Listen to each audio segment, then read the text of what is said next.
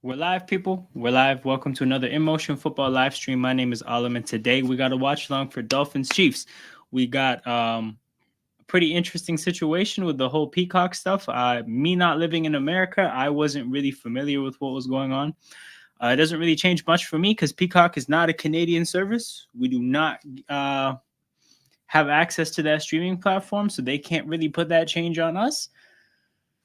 So I don't have to worry about that. But Dolphins Chiefs should be a very good game. Should be um just interesting from a standpoint of like you typically don't see games play high stakes football played in this situation. Um the game started, Chiefs got the ball first. They seem to be moving the ball already past midfield, only a couple minutes into the game. I'm gonna get the scoreboard up here for you guys in a second. But yeah, I mean, power run game with Pacheco should be effective.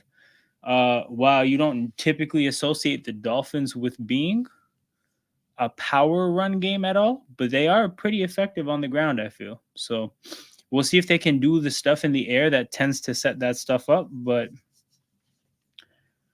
Mostert is an effective runner. Where is it? All right, here we go. Can't believe it though. We have a playoff game being exclusively streamed to Peacock of all places. Shout out to all the Premier League people that were already familiar in the first place. We have 2nd and 2, handoff to Pacheco, and he gets going. Pacheco, so far early, looks like he's going to be somebody that in this kind of condition is going to do just fine. If you're the Dolphins, you're going to have to fight what that cold has you feeling and just get through it and muster up the courage to tackle Isaiah Pacheco. This time they do a much better job. 2 yards on first down.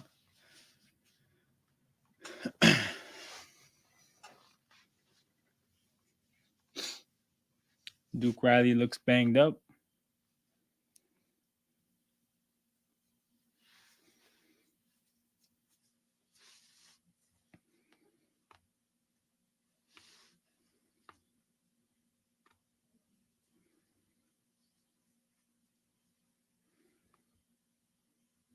Mahomes drops back.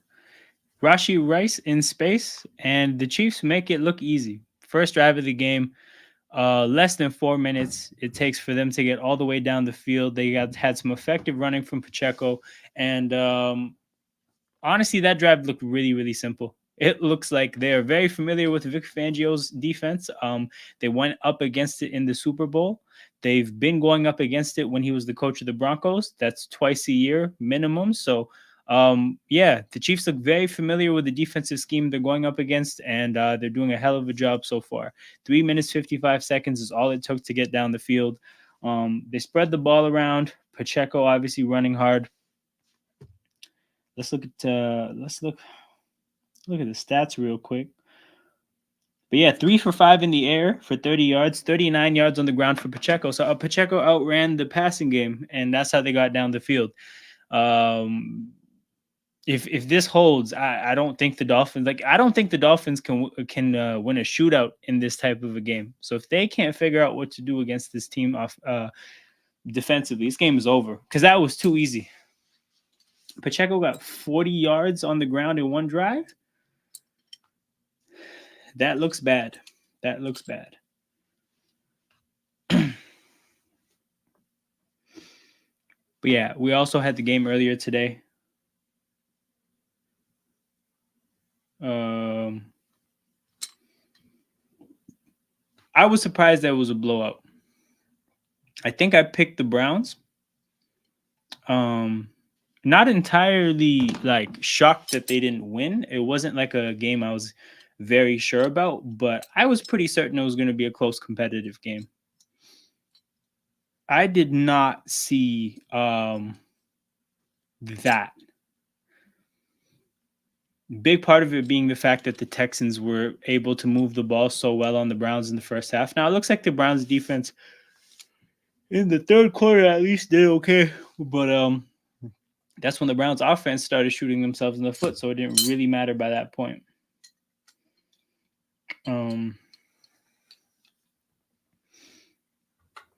Yeah, I'm looking through the timeline real quick.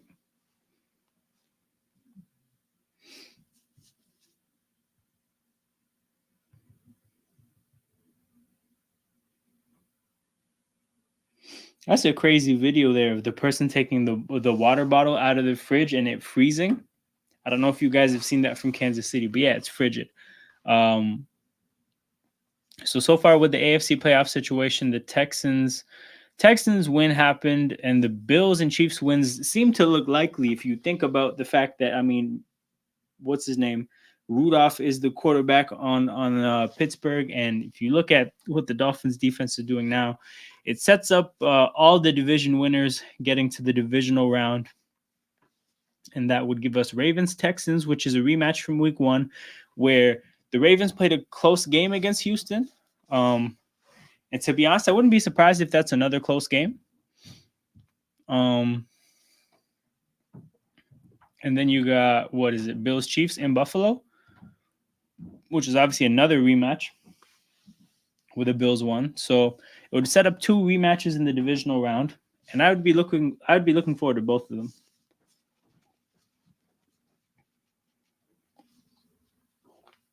Good football will be going on in the divisional round if all the division winners win in the AFC, which seems like the likely result at this point.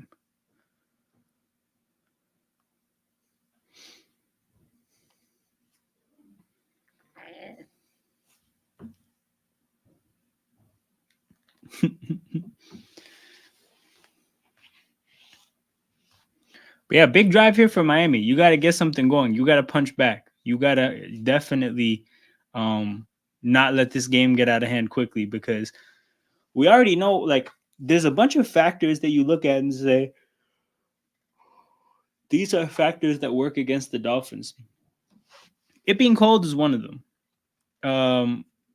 Being on the road is another one of them, right? Like all the classic things against these kind of offenses. Being behind is one of them, right? It's cold. The field is frozen. They're on the road. It's the end of the season. And now if they're behind, that's everything. That's every single thing.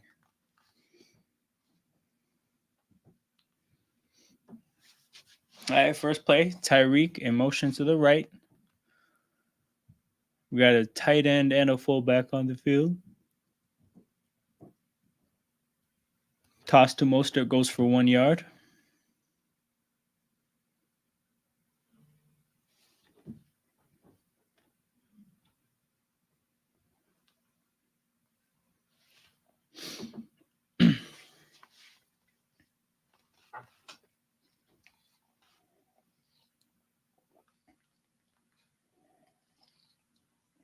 Got Alec Ingold split out on this in this formation.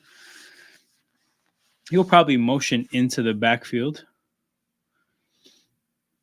Nope, it's a handoff. He's actually on the weak side of the field, and that goes for 1 yard too. So 2 bad run plays for Miami to start the game, and they're in 3rd and long already.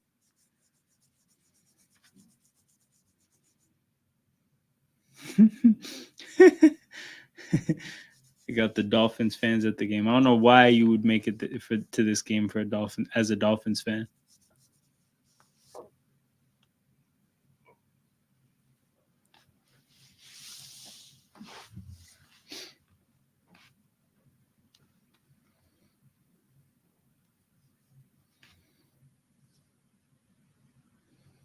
Tua. This is another pre-snap penalty. I talked about it last week. If you guys were here for Dolphins Bills and for Dolphins Cowboys and for Dolphins Eagles, I've done a lot of Dolphins watch-alongs on this channel. But what you would find is that the Dolphins take a bunch of pre-snap penalties offensively. You got false starts, you got delay of games, you got illegal shifts, ton of pre-snap penalties offensively, and it looks like, big 3rd snap offensively in a playoff game, and you're still up to your usual tricks. It's not a good sign. So 3rd and 13. Tua steps back tosses a screen to Jeff Wilson. So we're going to screens to Jeff Wilson with okay. Big moment there to call that kind of a play. They kept it really, really safe on that drive. 2 handoffs, both got 1 yard, a false start to get you into 3rd and 13, and then a screen to Jeff Wilson. Not to Achan, not to Mostert, to Jeff Wilson. And it goes for 6 yards. It's 4th and 7.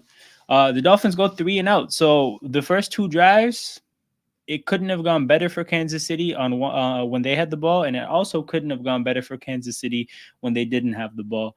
The game is extremely slanted at this point to start out, and that is a terrible punt. That is an awful punt. The Chiefs are getting the ball like 5 yards off of midfield. It's bad right now for Miami, and it might only get worse. This one might be ugly. We might have 2 blowouts on our hands, people. It's entirely possible. Miami does not look ready for prime time right now. And of course, they're dealing with a bunch of injuries. And the weather condition is about as bad as it could be for a team like that. But nonetheless, there's other things you can do to kind of get some momentum against the get some momentum in the face of all the bad things that are going on. And they're not doing any of it. Conservative play calling, pre-snap penalties, bad execution. You got your punter shanking punts. You gave up 39 yards on the ground on 4 carries to Pacheco on the first drive. It is all bad right now for that team. Plug this computer charger in real quick.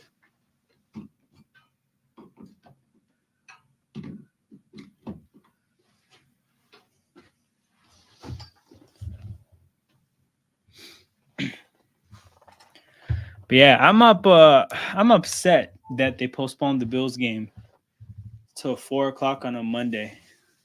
I think afternoon playoff games would be cool on like a holiday Monday, but nah. You mean to tell me I'm gonna be at work at the start of a playoff game? I'm not a fan. I am not a fan.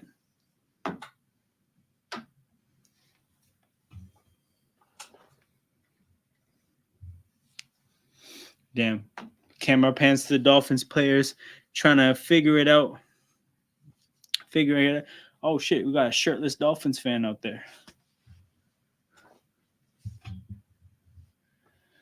Crazy people. But yeah, shout out to everybody watching live. Shout out to everybody who's going to watch this on replay afterwards. If you appreciate what we're doing here, make sure you hit that like button and subscribe to the channel. 2 very important forms of engagement for the growth of a YouTube channel. That's what we're trying to do here, people. We're trying to grow this bit by bit as we go along. Tomorrow's games, Packers, Cowboys. I feel like that game's going to be closer than people expect, but I think it's wishful thinking to think the Packers are going to win. I think the Cowboys, of course, they have this gene that just crazy stuff happens this time of year, but they're at home and they are very good at home. So I don't know. I don't think that we have to worry about them outright losing the game. I think Green Bay will keep it competitive. I think you'll see some chinks in Dallas's armor, but I don't think they can actually lose that game. It's a little bit too much. And as an Eagles fan, I don't want them to lose the game and get rid of McCarthy and maybe get somebody better. We can keep McCarthy. I'm comfortable with that.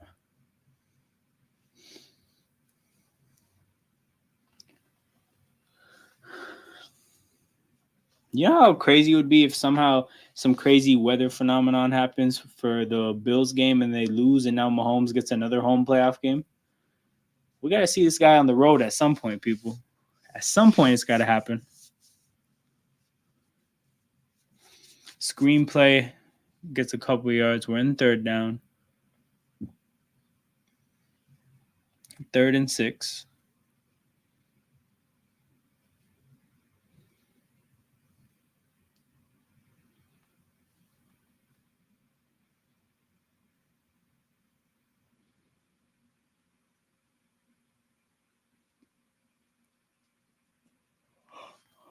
Fangio brings the house and they don't get any pressure at all. Oh my God, Kansas City Chiefs receivers. Oh my God, Kansas City Chiefs receivers. So I saw them bring the pressure, and I was like, oh boy, you better get home. I saw Mahomes, his pocket stay clean, and I saw him be able to step into a throw. I was like, oh boy, he's throwing to somebody who has one-on-one, and he throws a deep ball. And I'm like, oh boy. And then I realized the way Mecole Hardman, like he didn't look like there was a ball coming to him, but I knew the ball was coming to him, so I was like, oh boy, this is bad. And you see him just completely mess that up. That's a touchdown if that's Tyreek Hill. That's a touchdown if that's Cedric Wilson, that's a touchdown. But the Chiefs receivers are a different level of diabolical. That was a touchdown. That should be 14-0. But alas, this is you did it to yourself, Andy Reid. You did it to yourself. Play games if you want to. There's a saying, I think it's play stupid game. No. Play dumb games, win stupid prizes. That's when you step on a football field with these receivers, you get what you get. And I gotta check the timeline. I want to see what Twitter is saying about that because, boy, I know a lot of people are impacted by that one.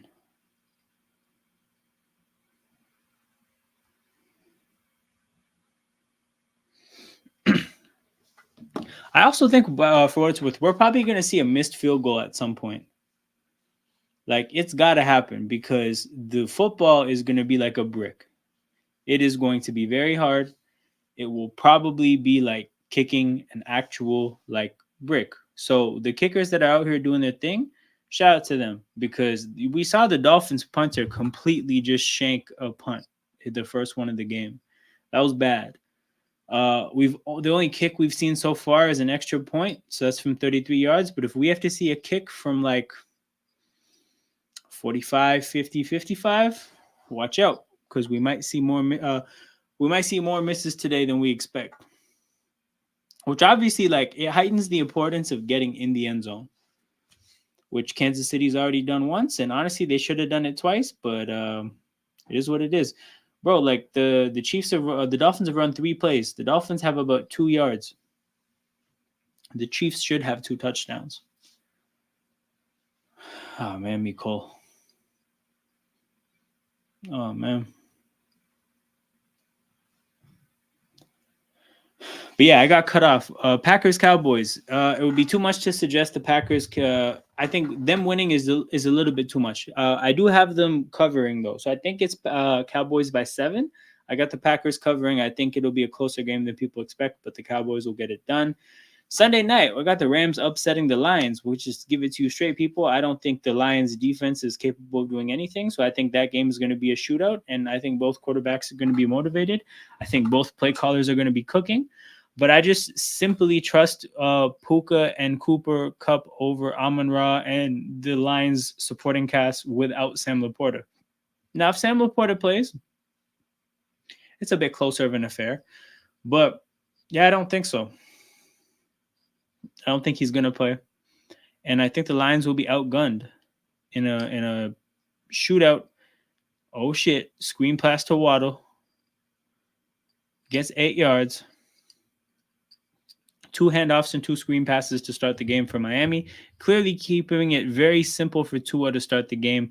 I'm thinking they probably want to ease him into stuff before they really open the playbook up. But it'll be interesting to see what the turning point is and how long into the game the Dolphins will get before they pivot to something like that. But yeah, just like so far, playing it very safe. Very safe. 2nd and 1, we'll see what happens on this play. It's probably going to be a run.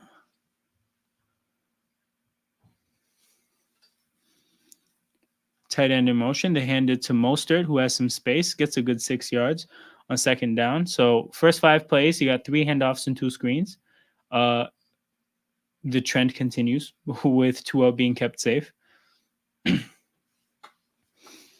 Obviously, a big stop by the Dolphins defense, not letting the Chiefs get into the end zone again, because had this been 14-0 and now there's a bit of pressure on the Dolphins offense to produce and to kind of get going, then in my opinion, you're in big trouble.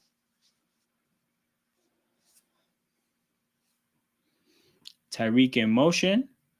Pitch to the wrong side. Achane gets nothing. So again, 6 plays in. We got 4 handoffs and 2 screens. I'm going to do this, people. It's going to be a running bit. How many plays until the Dolphins really cut the offense loose? We're 6 plays in, 4 handoffs, and 2 screens.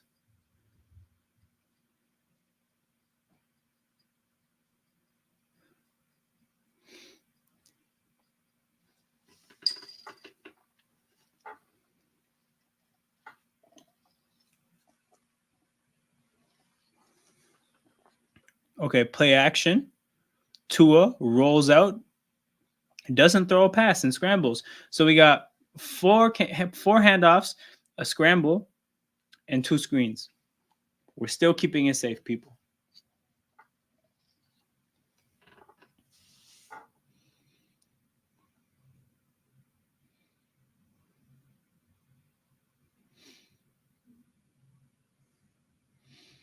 A lot of space there on the bootleg.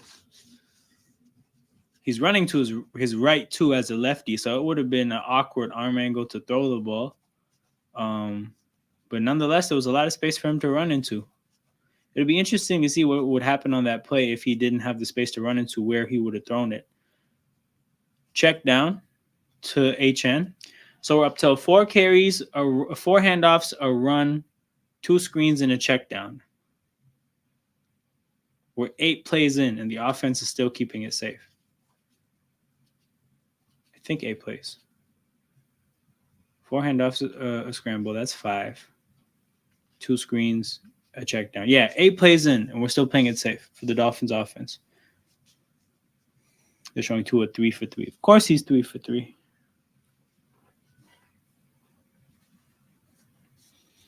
Average depth of target might be the line of scrimmage right now. 2nd and inches. That's a fumble. That is not an incompletion, I don't think. Well, we had another check down. So now we're 9 plays in. 2 screens, 2 check downs, 4 handoffs, and a carry. Offense is still playing it safe.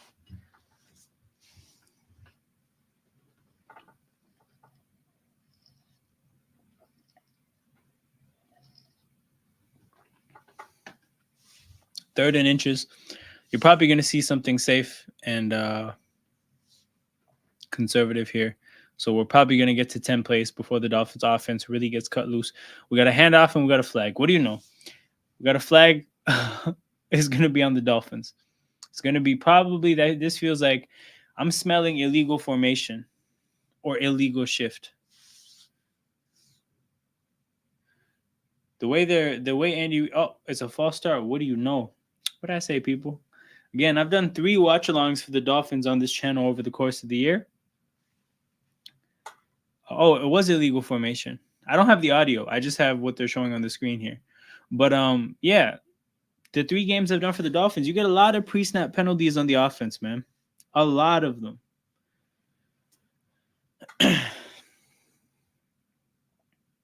So we go from 3rd and inches to 3rd and 5.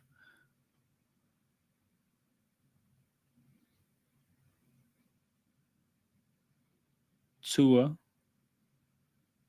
Oh my God, he threw a pick. They finally put him in a spot where he had to cut the ball loose a little bit, and he threw a pick. He threw a prayer to a spot, and it ended up being a pick.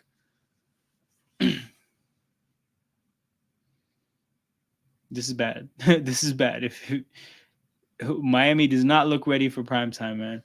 They looked better against the Bills last year with the 3rd stringer than they do now. And mind you, that is not a critique on Tua or to suggest that the 3rd stringer is better than him. Like, that's not what I'm saying. I'm just saying it's just shocking to see the Dolphins look this bad. But yeah, the first 10 plays of the game, people, we had 5 handoffs, a scramble, 2 checkdowns, and 2 screenplays. Everything was safe. Nothing was. Tua had a very simple job.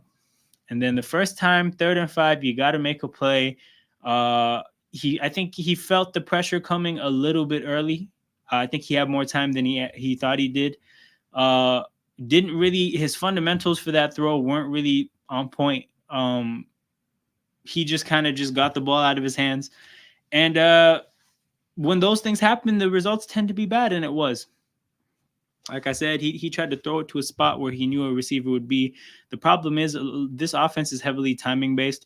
The timing of that play wasn't right. The receiver was already kind of in the spot when he threw it, as opposed to getting there as the ball arrives. So, yeah, bad placement on the ball. Receiver's not open. There's a lot of DBs there, and that's the thing about these kind of misses, where it's one thing to miss a player in space, but when you miss a player in a crowd, that's how things like interceptions happen. So yeah, it's looking real bad for Miami now, people. It's looking real bad. We got punters shanking punts. We got quarterbacks really being protected from themselves through the play calling. We got ineffective defense for the most part. Should have given up 2 scores. Mecole Hardman is just a criminal, so he couldn't do anything with that great opportunity on a goal ball from Mahomes. Yeah, it is looking all bad for Miami. Like, I wonder for them, like, if they were to play. I mean, the other options to play, though, were Buffalo, which they're playing Buffalo in Buffalo the way Buffalo played them this year.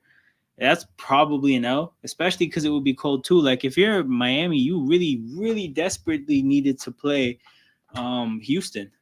Like, that's what you needed badly. And even that, I think that would have been a game. But, obviously, the Miami's offense playing indoors, it would have been different.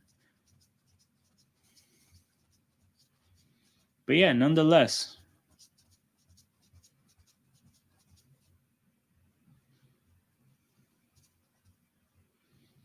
We got the Chiefs with the ball here. I think a touchdown here would establish some serious separation in this game. It would be a 14-point lead that feels like a 25-point lead.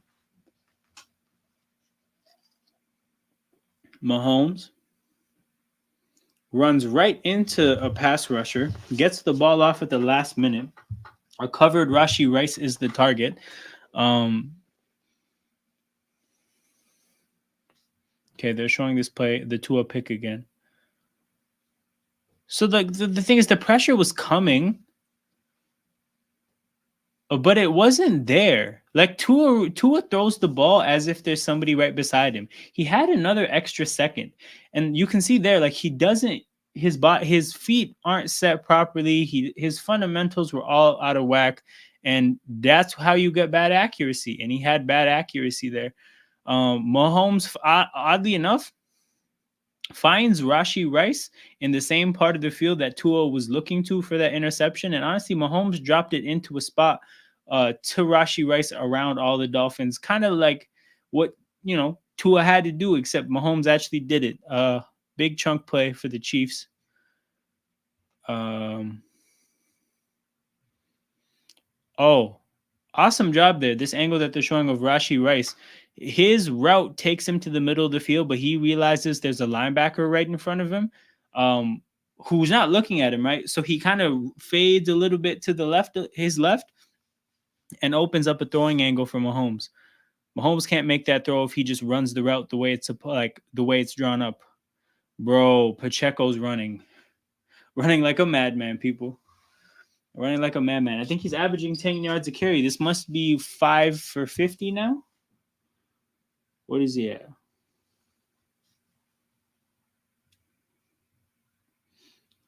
Nah, it's going to be 6 for 50. Still impressive. It's not over 8 yards a carry.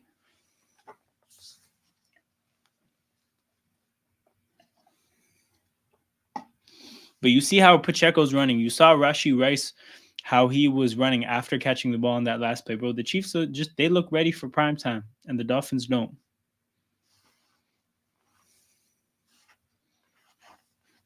It's as simple as that.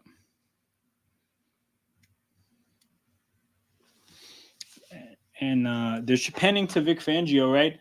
I will reiterate the point that the Chiefs are super familiar with Fangio and who he is. Again, they played him in the Super Bowl, and they clearly had his number in the second half. They played the Broncos twice a year while he was the coach there and obviously running the defense. They're super familiar with this guy's scheme. They were always going to have a good game plan for it. And the Dolphins defense is out here struggling. I will tell you that much.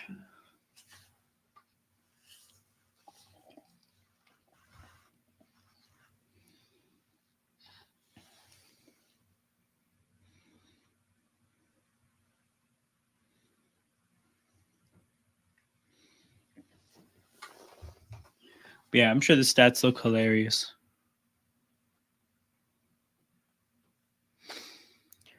Tua's 3 for 5, 24 and a touchdown. Yeah, the Dolphins running backs, 4 carries for 7 yards. They're getting clamped out here. Tua's 110-yard run is their biggest play offensively because his longest pass is 9 yards. And like I said, people, those completions, 2 screens and a check down. That's how he got to 3 completions.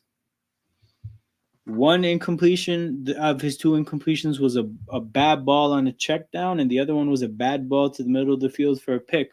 It's been a terrible game for Tua so far. Mahomes, 5 for 9, 56 yards. But yeah, the big one is Pacheco, 6 rushes for 51 yards.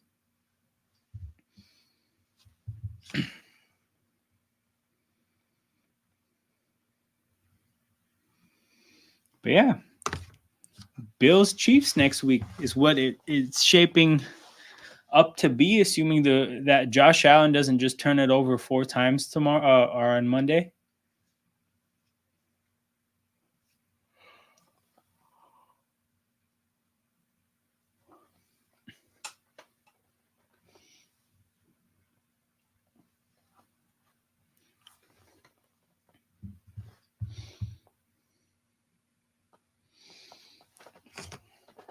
Let's see what else is going on.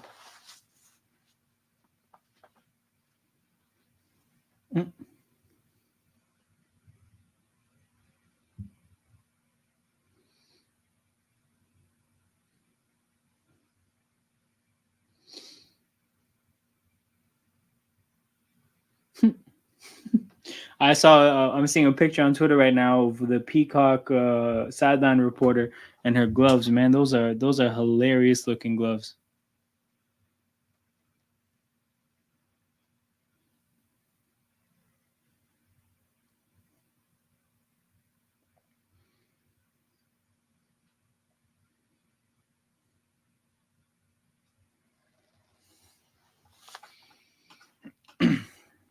They're showing a highlight reel of all these Pacheco runs, and understandably so.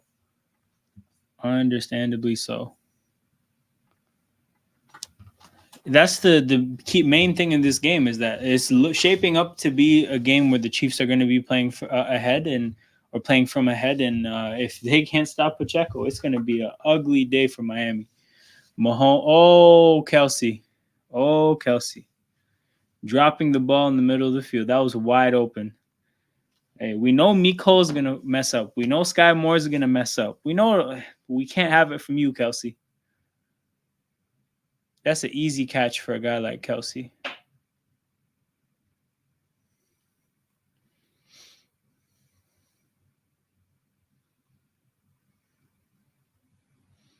He's probably thinking that he can keep running ahead and that pass might be in front of him. Maybe he was a little bit thrown off by the fact that Mahomes sat him down with that pass, like made him sit on that route. Mahomes finds Rashee Rice crossing. Ooh, he's not going to get the first down, and I think it's because of the stutter he did. He did a little bit of a stutter as if he was going to stop and cut up field. He decided not to and just keep going for it or keep running forward, and now it's 4th and inches, I think. 4th and 1, 4th and inches.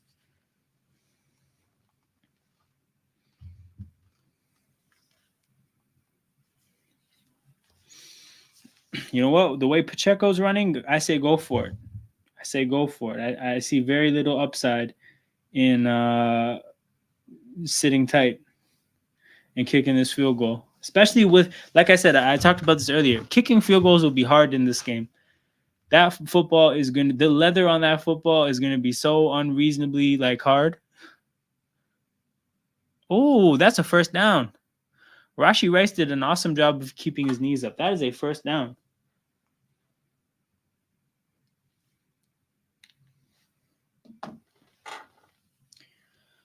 Hell yeah. He by the time his knee's down, he's reaching the ball out. It is either something like it's either third and an inch or fourth and an inch, or he got it.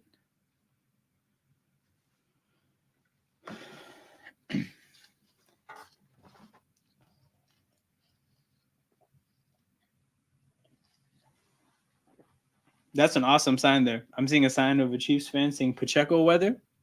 That's an absolute fact.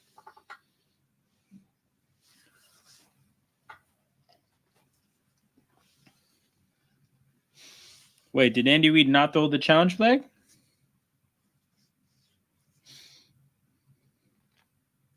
Yeah, of course he did. That's gonna get reviewed.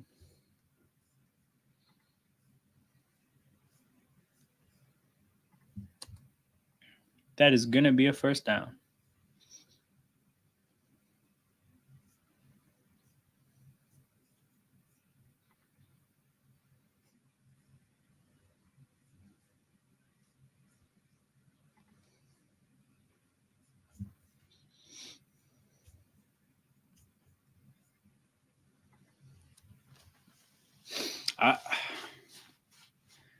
The thing is they keep showing all these like different angles and replays.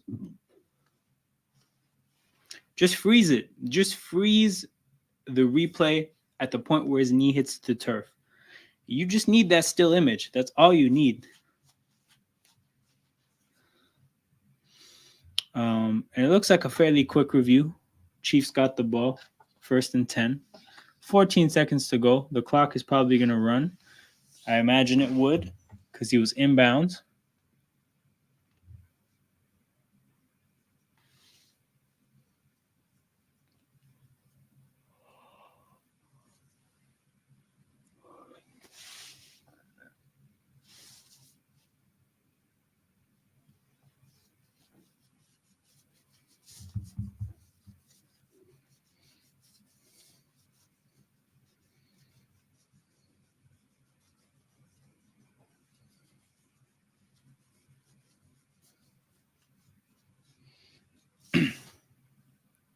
First and 10. Oh, Wildcat. Mahomes split out. Pacheco up the middle. Easy 5 yards. Just a little Wildcat play to keep the Dolphins honest.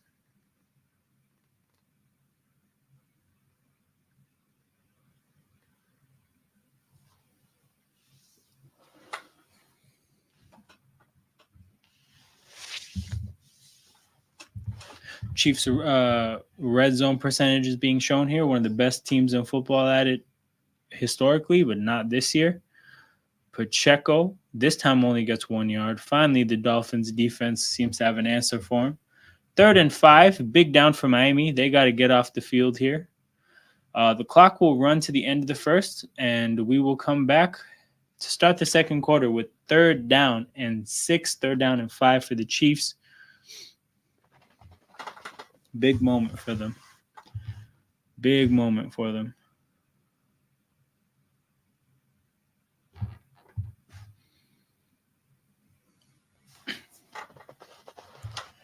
But yeah, did I get to talk? Oh, yeah, Rams-Lions. I think at some point I got cut off talking about Rams-Lions. But yeah, I think it'll be a shootout. I don't think either defense is going to be able to stop the offenses on the field. I think you're going to see the weapons shine. And I think Puka and Cooper.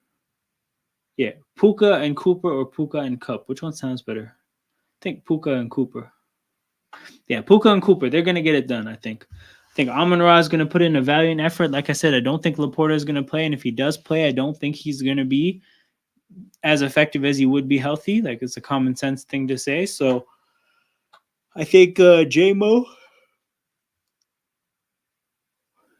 Williams, he's not ready for prime time yet. So I think the Rams will outgun the Lions in it's a rematch for both. It's a revenge match for both quarterbacks, but it's especially a revenge match for Stafford because he's on the road and they're doing the whole Stafford jersey ban bullshit that I don't know why they're doing. So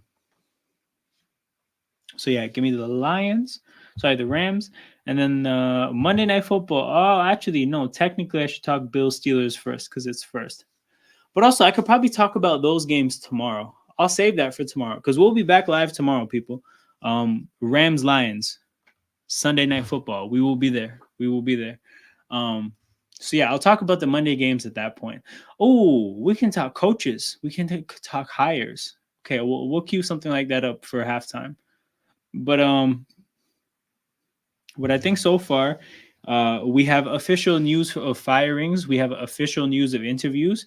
But the only appointment we have is Gerard Mayo. Now, Gerard Mayo is going to step into the league as one of the youngest head coaches with one of the biggest jobs. And to be honest, that just doesn't sound like something that's going to work. So I'm not.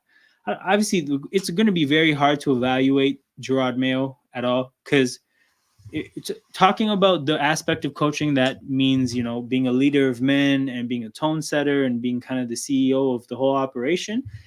You can't evaluate that. You can evaluate on the field X's and O's, but in his case, being that he was, first of all, he was a defensive guy on Bill Belichick's staff. Bill Belichick is a defensive guy. So you're working as at best a second in command because the main guy, Bill Belichick, is obviously the first in command. But even as being a second in command, he was splitting that duty with Steve Belichick. Like that wasn't his thing entirely. So yeah, it's just hard to evaluate Mayo. Mahomes drops the snap, rolls out 3rd and 6, and just throws it away. That play was doomed from the beginning with the bad snap. Christian Wilkins is talking shit. Mahomes seems like he doesn't like what he heard from him. But yeah, very low snap from Creed Humphrey. Mahomes rolls right, chucks it into the stands. I'm seeing there the replay of Wilkins giving him a little bit of a push to his back. Okay, 28-yard field goal attempt. Okay, so with game time. Oh.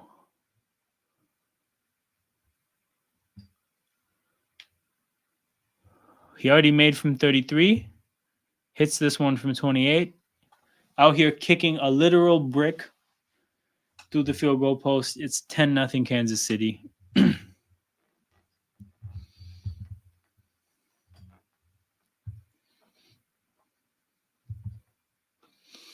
The return of the cheetah. 0 catches so far. Although maybe he got one of the screens. No, I lied. I'm pretty sure he didn't.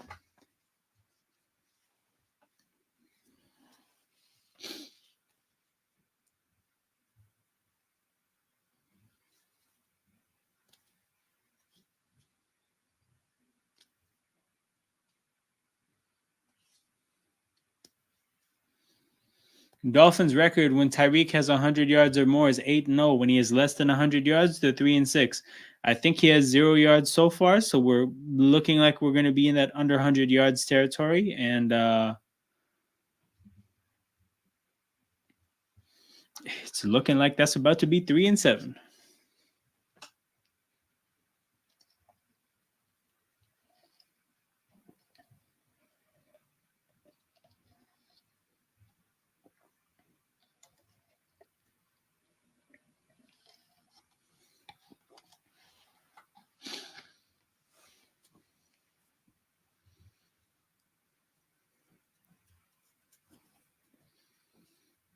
Harrison Bucker.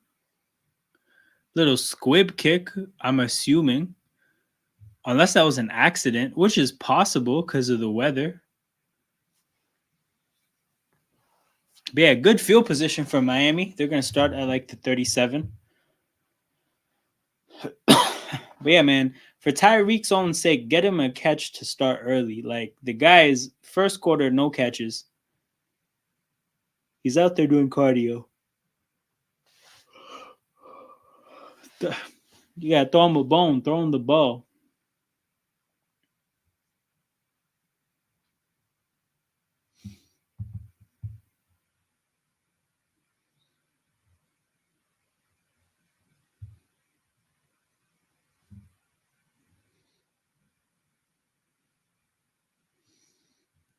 Tua Yep, first play of the drive.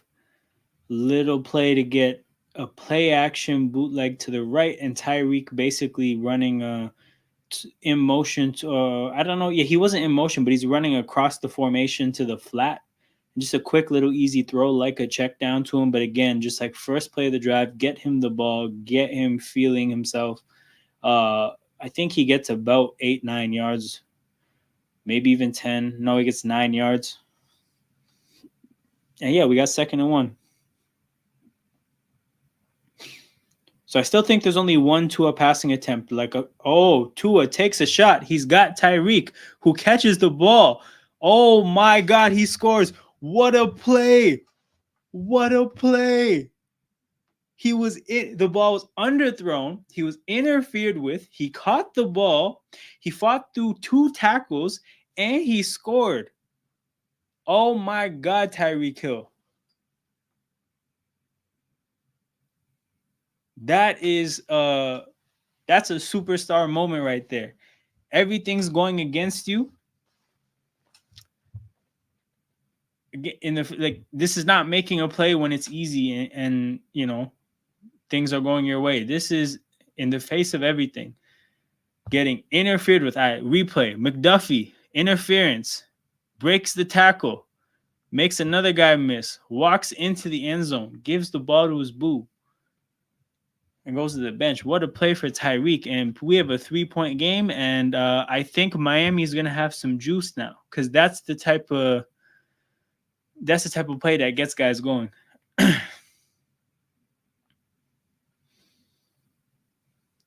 A McDuffie there between getting beat, between interfering, between missing the tackle.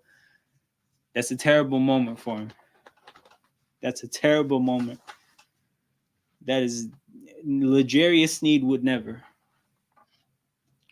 But my God, what a play. Tyreek out here doing special things. Special things.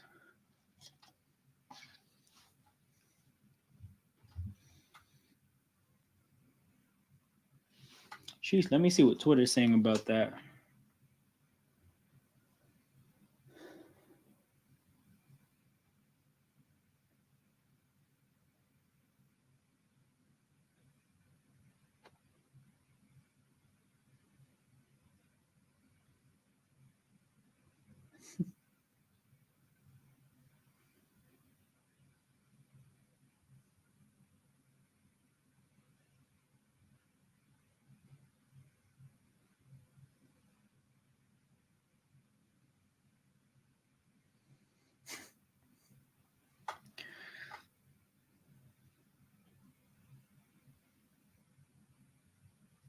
But yeah, hey, Tyreek finally had his moment.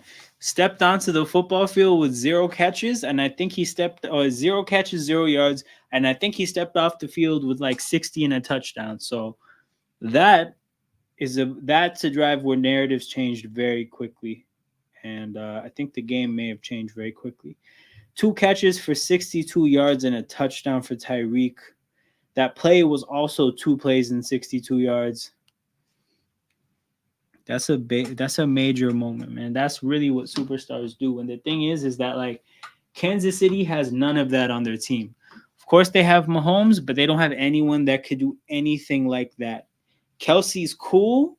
This is not the same Kelsey. Right? Rashee Rice is cool, but he's a young player. Like it's not that. Sky Moore, kind of scrubby. Mecole Hardman, kind of scrubby. Are they really showing a difference between Miami and Arrowhead Stadium right now? That's wild. The difference is like almost 100 degrees Fahrenheit.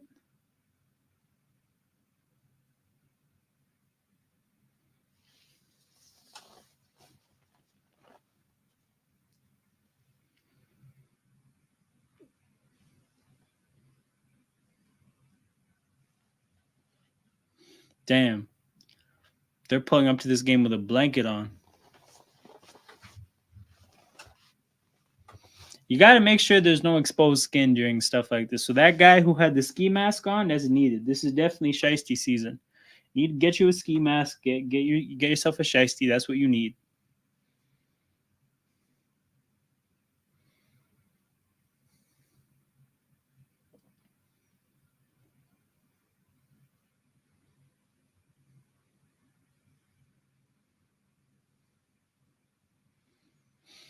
Surprisingly, only 8 mile per hour winds.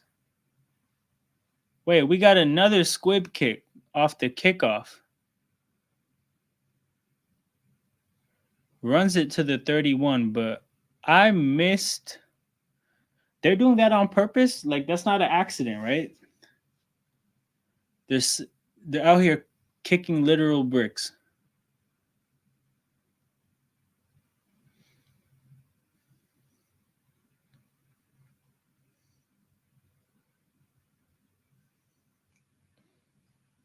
Wait. We got block in the back on a squib kick? That's pathetic. We got block in the back on a squib kick. What the hell?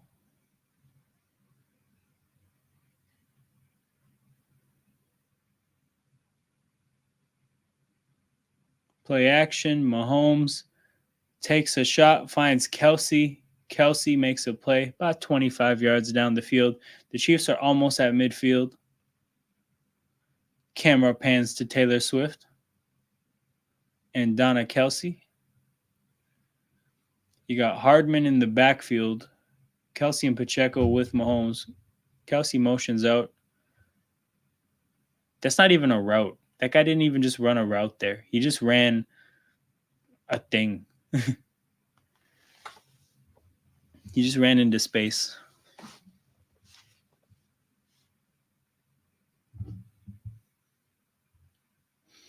Bad ball there on the little flat route to Kelsey. It looks like Kelsey was trying to just keep gradually drifting, and then the ball kind of made him stop, and it also was high, so he had to go up for it. But that being said, it's kind of like his other drop where, like, sure, maybe something went wrong, but you're Travis Kelsey. You got to catch that. You definitely got to catch that.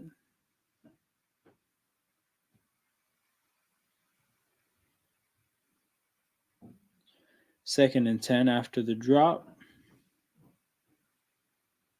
He runs to the flat again. Mahomes looks to Rashee Rice. Rashee Rice, again, hard to tackle. Rashee Rice has been hard to tackle in this game.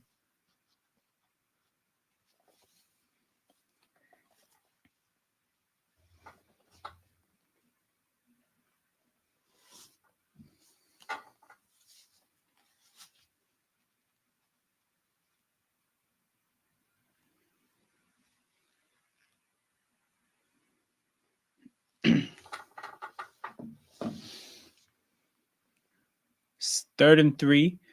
Should have been like 3rd and 5, but Rashee Rice, they blitz again. Mahomes has. They can't keep blitzing and not get home, because that's the second time on 3rd down they've brought the house, and Mahomes has had a look that he liked, and he wasn't actually like disrupted. Mahomes had a chance to set his feet and execute all his fundamentals on the throw and throw good passes on both these 3rd downs where they're bringing the house trying to disrupt him. But whether it was that goal ball to Miko or the slant to MVS there, Mahomes has had good looks off the blitz. Clyde Edwards-Helaire up the middle. He gets 1 yard.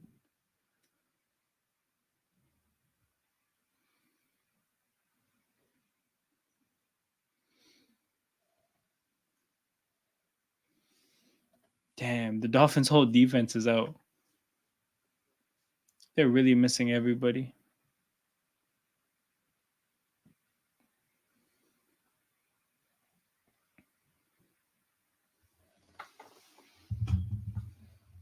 Second and 9.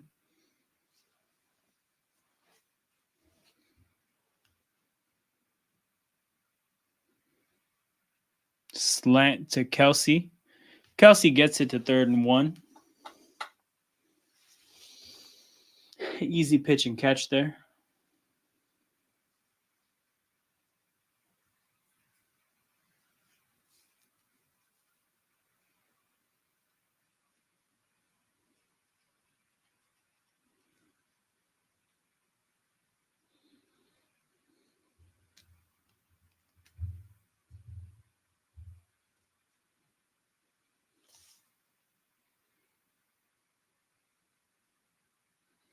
3rd and 1. Handoff to ooh, it's the fake. It's the pitch to Hardman, and the Dolphins defense sees it coming from a mile away. Miko Hardman, almost 2 steps after catching that pitch, realized I can't actually keep running where the place I'm supposed to run because there's a Dolphin there. Um, that play was dead from early. Oh my God, if he hands it off, he probably gets the first down too. That's Andy Reid getting too crazy for no reason. Shout out Leon. Hey, big Patriots news. Gerard Mayo, let me know how you feel, because I really don't know how to feel. I feel like it's really hard to evaluate Gerard Mayo from the outside looking in. But as somebody who probably knows more, let us know if you got any scoop, any inside information. Mahomes, 4th and 4 is gonna run for it. Took his time examining the field. He gonna, bro? He ran to the 10-yard line. Guy ran for 30 yards on 4th and 4. Oh my God. What do, man? You play great coverage. Pass rush forces him to bail on the play early, and he just runs. He just runs.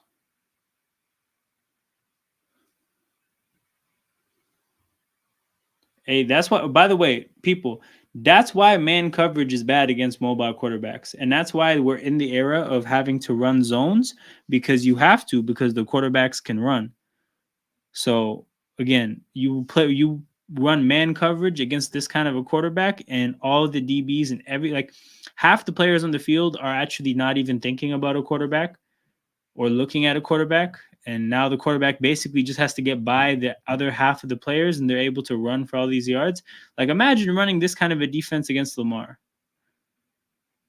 And again, this is a Fangio scheme. This is predominantly a zone scheme, but you can't be only a zone scheme. You're gonna have to run man at some point, but you do it against a quarterback like Mahomes, that comes with risk.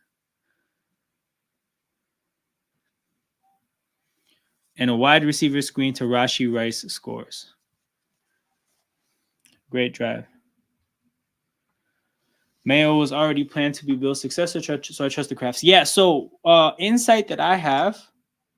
Oh, illegal blocking the back to wipe away a touchdown. That's a huge penalty on Jawan Taylor. That's another thing that Andy Reid, he just has to hold that. Like, that's a terrible evaluation, bringing in Jawan Taylor.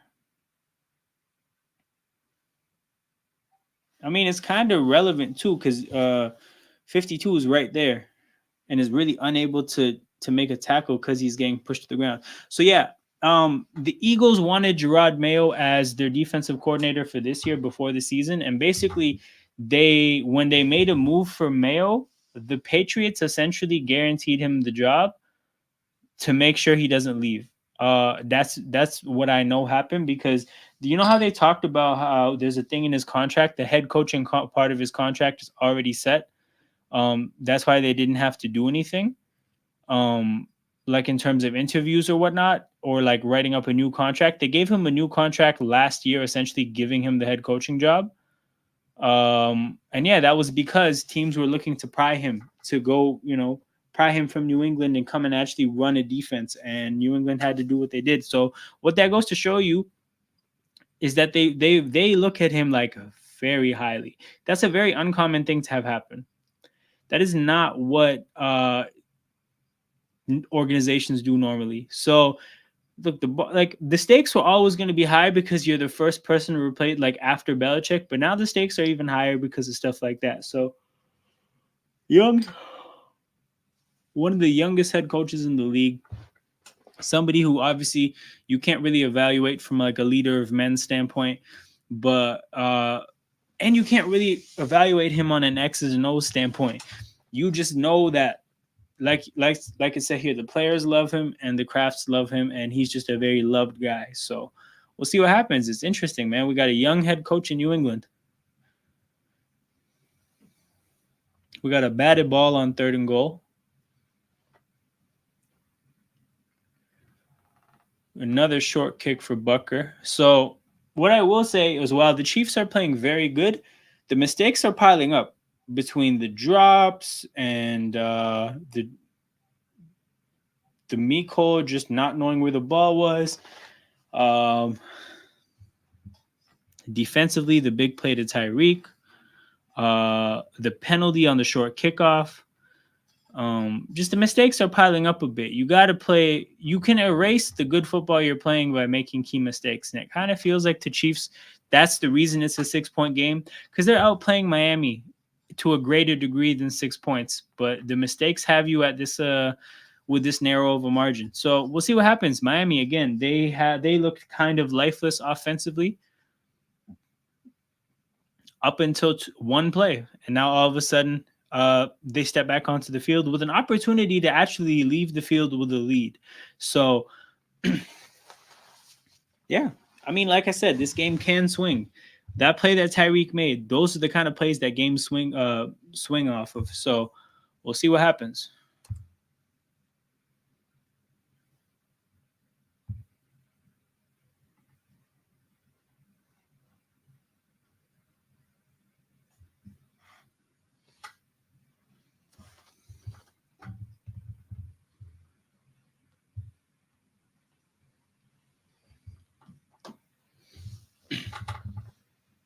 But yeah, what I was gonna say though, it feels good to have playoff football back, man. No more watered down Sundays with a bunch of bullshit ass teams, man. Like playoff football is back, and even though that first game was a blowout, I still like the fact that the shit was high stakes. It was very good for about 18 minutes, and then it got bad after that.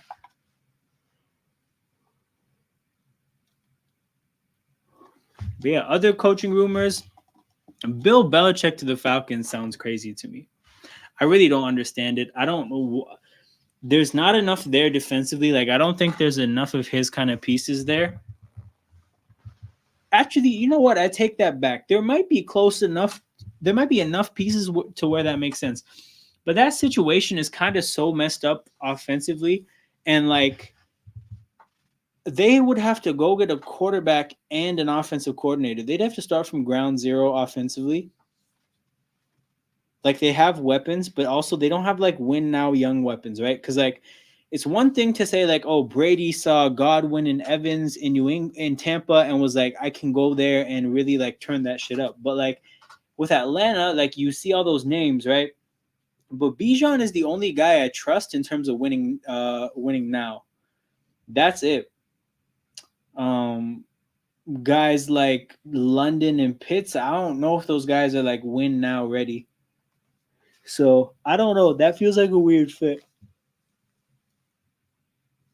Also, Belichick in like that kind of a stadium, it just would be a funny fit. Can you imagine Belichick and Justin Fields?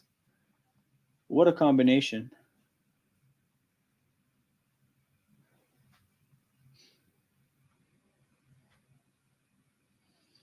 Braxton Berrios returns the kickoff to the 35 and actually has a hard time stopping on the Chiefs bench.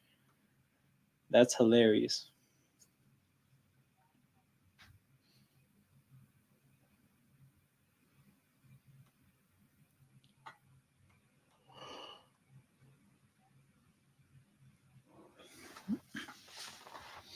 They were showing this the stats for the Chiefs defense.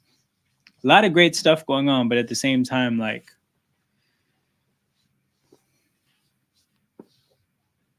your offense is so shit. Like, you know, as encouraging as the defensive stuff is, the receivers are so difficult. And again, it is a 6-point game. And you gave up one big play. So we got the toss to Mostert, and that's Mostert's first good run of the day. So after the big play from Tyreek to shift things, we got a great play from Mostert. Like I said, people, that play may have changed the game a bit. If Miami steps off the field with a lead, it would kind of feel like a different version of the Germany game because the Germany game was basically like the Chiefs got out to a great start and they won the game, but they honestly played so shit in the second half. Miami thoroughly outplayed them.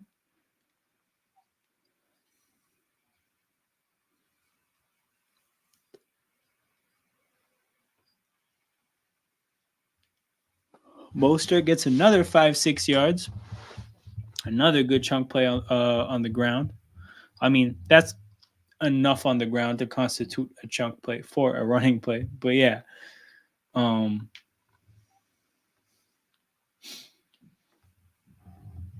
starts the second half with the ball? This is the time of the game where I start thinking about that kind of stuff because the clock management at this part of the game can do quite a bit to swing a game.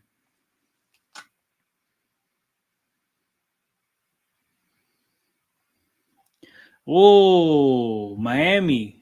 Miami starts the second half with the ball. So if they can, I don't think they'll actually be able to run this final 6 minutes off the clock. So from their standpoint, if they can actually, if this drive could go quickly, and then they could get the ball again at the end of this half, you're looking at Miami having 3 of the next 4 drives in this game, and that could position them pretty nicely. You're only down 1 score. You get 3 of the next 4 drives in the game. But again, you have to. This drive has to be quick for that to happen. If you give the Chiefs the ball back with like 2.5 to go, then they're just going to run the clock out, and it's going to be no different than any other drive. That being said, though, it looks like Miami is pretty insistent on running the ball on this drive, so they're probably not going to get that opportunity.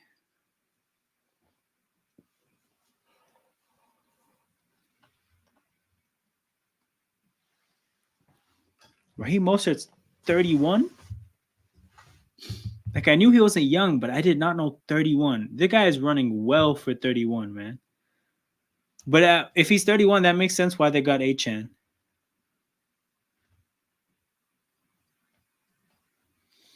18 touchdowns for Raheem Mostert, man. Averaged over 1 a game.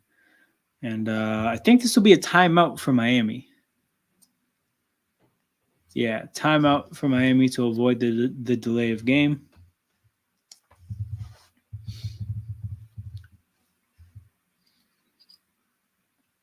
Doing the Mostert. What a corny sign.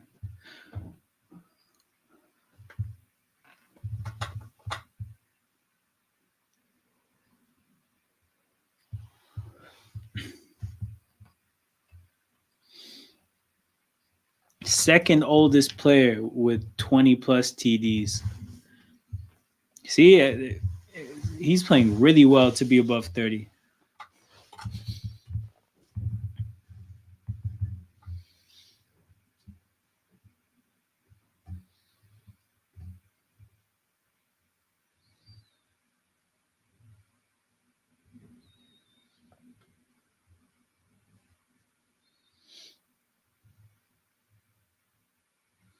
Third and 2.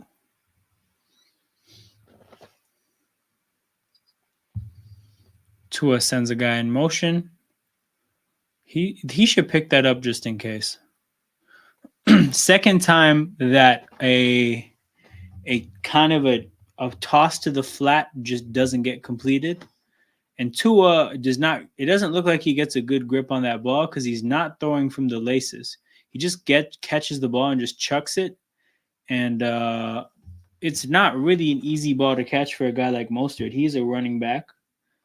He's not a guy who's going to have elite hands. But it's 4th and 2, and they're going for it.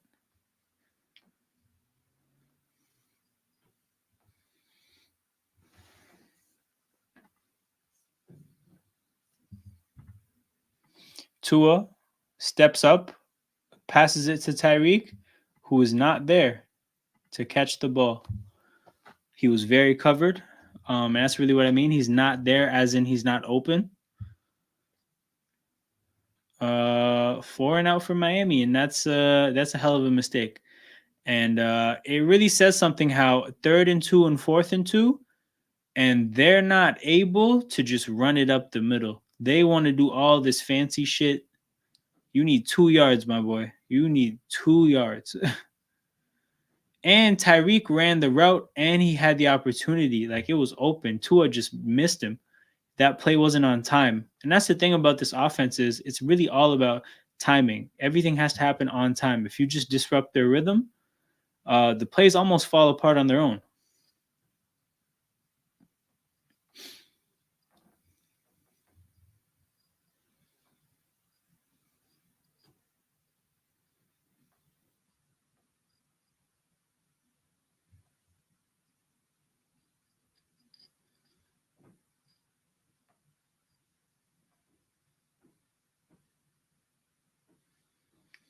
Isaiah Pacheco, 10 for 60, 6 yards of rush.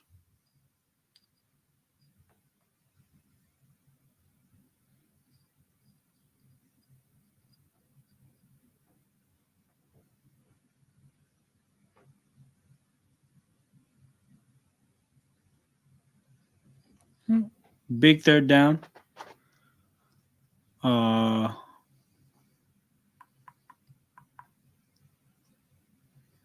Yeah, Miami could. You get off the field here. I mean, regardless, you're gonna get 2 drives in a row if you're Miami after this. But if you can just keep Kansas City off the scoreboard, bro, Tua is like. I'm gonna make the point in a second. 1 second.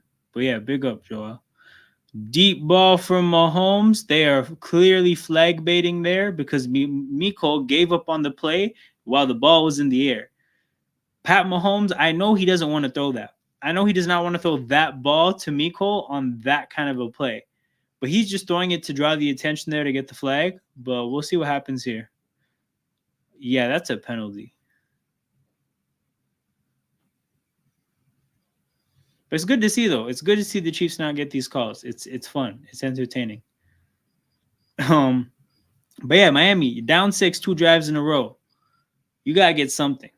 You gotta get something. But yeah, so the thing with Tua is like Tua is like there is that category of quarterback that people will wildly go up and down on for no reason when I feel like it's very simple what they are. But think Purdy, think Tua, think Goff,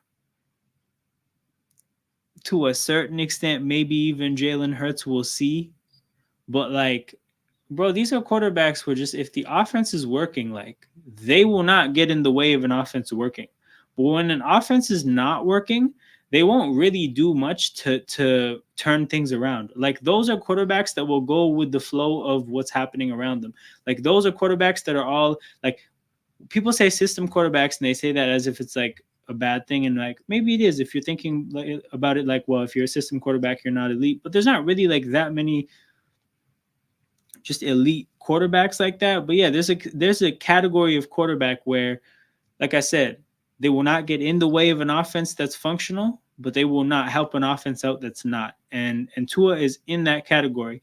Like when this offense is cooking and when McDaniels is drawing up the sick plays and Tyreek is playing good ball and like when all that's happening, yeah, Tua's not going to stand in your way and make things bad. He's not like a Zach Wilson who will stand in your way. But like right now, when McDaniels' plays aren't working, and Tyreek is having a hard time getting open, and Waddle has been silent, and the running game has really only had about 2 to 3 really good runs. Yeah, Tua's not doing anything to change that on his own. So yeah, I just think that's a category of quarterback, and we should not be out here like shook when quarterbacks are like that and they have good games, and we shouldn't, or like we shouldn't be shook when they have bad games, and we shouldn't be like all crazy when they have good games. Like it is what it is. We should know what they are. Oh my God. A wide receiver screen to Tyreek that goes nowhere. Already in 3rd and long.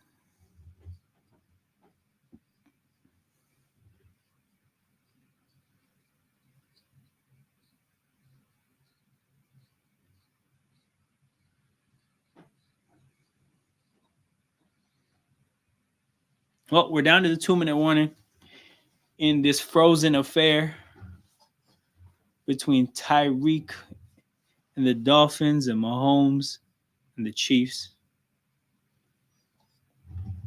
Hey, I've been meaning to ask Joel, how is the whole Peacock situation going? We don't have to deal with this in Canada because we can't get Peacock. It's an American company that does not extend into Canada. But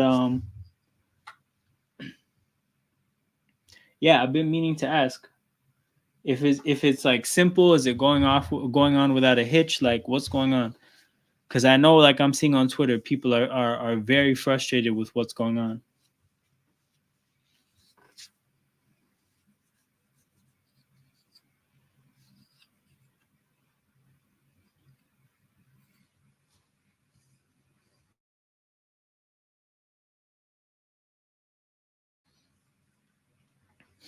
Wait, so how you how you watching this game? Because I thought it was a Peacock exclusive. Okay, you're finessing it. Fair enough. But yeah, because I know what I heard is that it's a Peacock exclusive, like it's not on TV. Um, so yeah, interesting.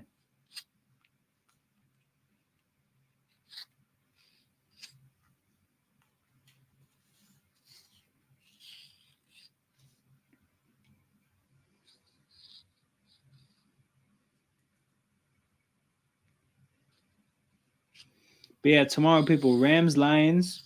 That game will be doing a stream for. Cowboys Packers, no stream, but I will be watching. We'll be watching closely. But yeah, I will be there.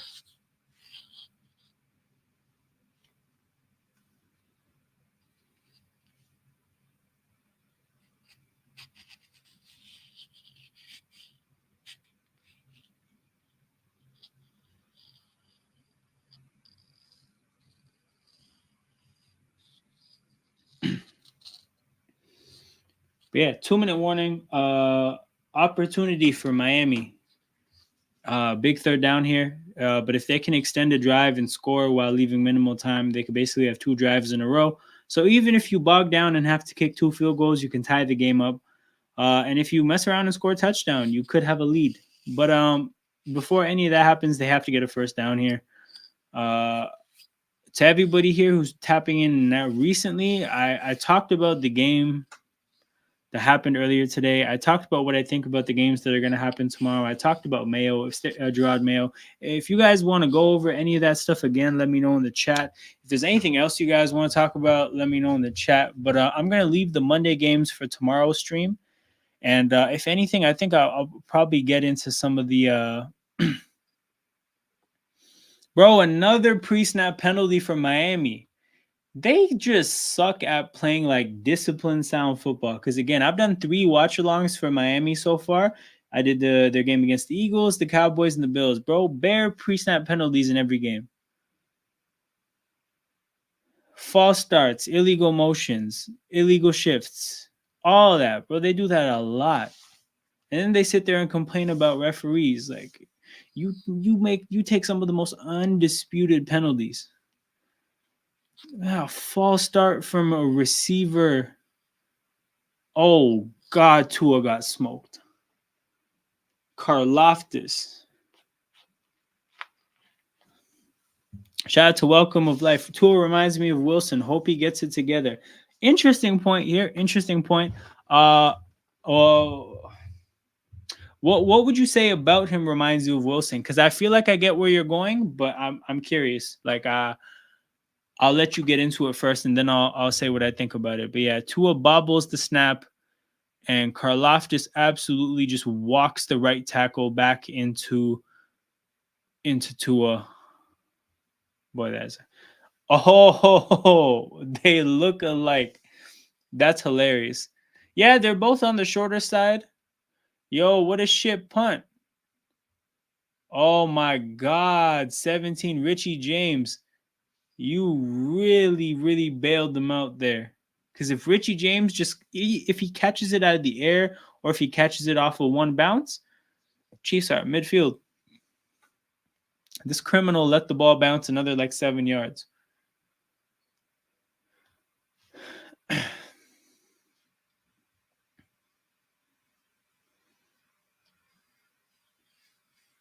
But yeah, they're previewing Stafford against Goff. Has this ever happened? I don't think it's happened before where 2 quarterbacks that were traded for each other are going to play each other in the playoffs. And then there's the whole, because nobody's talking about this, but the guy who built this Lions team, he came from LA. Brad Holmes, he was I think the Rams director of college scouting. I guess he was the mastermind behind the Rams draft classes. And then the Lions hired him to be the GM. So basically, like a part of the reason that they wanted Goff back in that trade is because Goff was his man. Like again, director of college scouting. So he was the guy who tabbed Jared Goff as, yeah, this is the guy you trade up to the number one overall pick for. So Jared Goff that's why like when a lot of people just assume that was like a throw in and he was just going to be there so they find their next guy. No, the guy who put together the Lions has always loved Goff. And And even if you look at like kind of what they have as a team, like Amon-Ra like has some heavy Cooper Cup stuff going on as a player. It's interesting, man. This is such a fascinating matchup of teams that have so like many storylines between them. I'm really looking forward to that game. Mahomes dirts the ball on second and 6, 3rd and 6 coming up. I got the Rams.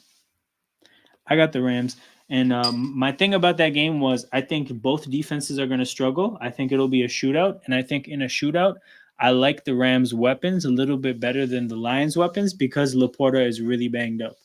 And I think Laporta getting hurt last week, that's a serious thing for the Lions offense because I don't think Jameson Williams is ready for primetime yet. I don't really love a whole lot of the other Lions weapons aside from Amon-Ra. So I think it'll be Amon-Ra on his own going up against Kupp and Puka. And I think Kupp and Puka are going to do some crazy things to that Lions defense. So I got the Rams winning on the road. That's my upset. I feel the same way about that game that I felt about the Giants beating the Vikings in the playoffs last year, where I'm like, I know this is an upset, but it feels so certain that I don't think it should be an upset. So yeah, like I get it. That's not the favorite, but I feel like so good about the Rams. Hell yeah. So obviously, like both teams have good coaches. McVay's obviously the Super Bowl winning coach. So you give him like the edge in that standpoint. Oh my God, Mahomes found Rashee Rice in stride. Oh my God, I don't know if you guys know how good this throw is. I don't know, but I'm about to see this replay to see if I saw what I think I saw. First, I want you guys to see they bring pressure, and they've been doing this on a lot of big third downs. They bring the pressure, but Mahomes this time actually doesn't get his fundamentals into this throw. He doesn't get his feet set at all. He just chucks it all arm. No fundamentals on that throw, but that ball is such a dime. It catches Rashee Rice in perfect stride. Rashee Rice does not have to slow down nor speed up. He, in just his natural running like strides, catches the ball and is able to continue running forward. He doesn't have to slow down because the ball is behind him. He doesn't have to speed up and kind of like give up some of his momentum to reach for a ball. He gets the opportunity to just keep running, and that dime is what made all the yards after catch possible. And that dime happened with no fundamentals. This guy feels the pressure coming, it just whips his arm, feet stationary, like all his body like below his like chest stationary. That is not how you're taught to throw a football. That is not an accurate way to throw a football. Are those icicles on Andy Reid's mustache? That's crazy. But yeah, that's not how that's supposed to happen. So for him to deliver that type of a dime on third down, that is why Patrick Mahomes is Patrick Mahomes. That's a crazy play. Anyways, in the midst of that rant, I kind of missed first down. I saw second down right there, but yo, we need to pivot back to Andy Reid. I think he has icicles falling off of or like developing on his mustache. I've not been able to watch the game. How's the weather affecting the teams? Honestly, if you watch the game, like you wouldn't be able to see a whole lot. As in, like there's a bit of a slant towards running the ball. Neither team is airing it out, but like there's been a 60-yard touchdown. There's been another play that should have been a 50-yard touchdown. The quarterbacks are throwing the ball. Like it's not completely shut down the deep passing game. What I will say though, welcome to life. The kickoffs they look crazy because I feel like a big thing is that the ball is a rock. It is going to be very, very hard. So like there's been a couple really bad punts. There have been a bunch of terrible kickoffs. Like the kickers aren't even trying to kick the ball off normally. They're kicking squib kicks. I don't think they want a chance just like shanking a kickoff right out of bounds and giving the ball to the other team at the 40. Mahomes dirts the ball on 3rd and 7, and they're going to take a field goal and a 9-point lead. But yeah, so that's the big thing. Like the kickoffs and punts are very, very different. The rest of the game is only marginally different. Like there's a bit of a slant towards running and not that much throwing the ball deep, but it's not like it's shut down. It's like the same way how during a rain game, you're going to see probably more runs and less deep balls. It's the same shit in that regard. But I've never seen kicking this compromised. And if you look at the kicks that have happened so far in this game, you're looking at, I think, 2 extra points from 33. The last Bucker field goal was from 28. I think there was another Bucker field goal from like 35, and this Bucker field goal is from 32. And they were showing stats. The longest kick that's ever been kicked in a game where the temperature was 10 or below was from 47.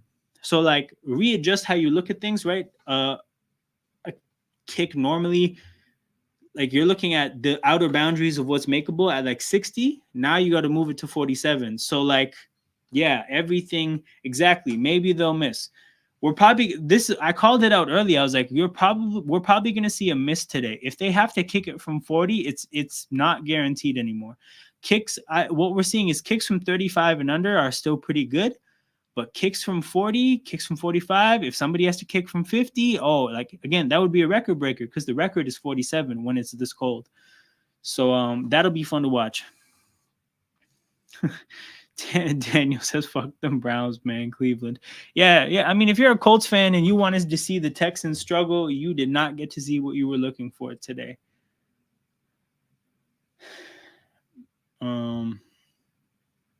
18 seconds to go in the second quarter.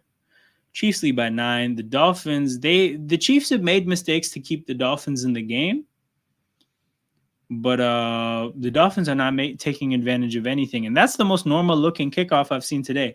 I have a question though. Welcome to life. You said you haven't been watching the game. Is that a Peacock issue? Is that why, or do you just not have the opportunity? They won't ride their luck this time. Bro, they're probably going to run into Baltimore, and that's when the Cinderella story ends. But, like, hell of a year from Houston, man. And, like, if you look at what Houston did this year, you got to think about what Indianapolis could have done if Anthony Richardson stayed healthy. Because they did what they did with Gardner freaking Minshew, man.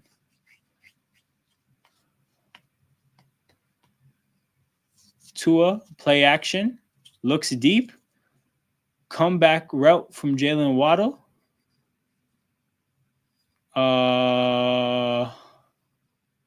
And they call timeout. That's what it is. So you're one of those people that's running into those issues. Because I've been meaning to ask, like, because that's not an issue I have to deal with in Canada because we don't have Peacock in the first place. So we're just getting the game on TV like we normally would. But I know Americans are having to decide if you don't have Peacock, like, do I want to get a whole subscription service to watch this one game? Like, do I really want to do that? Tua, the play doesn't happen the way it's supposed to happen, and Tua just throws the ball out of bounds. And they're going to call grounding on that because they do that.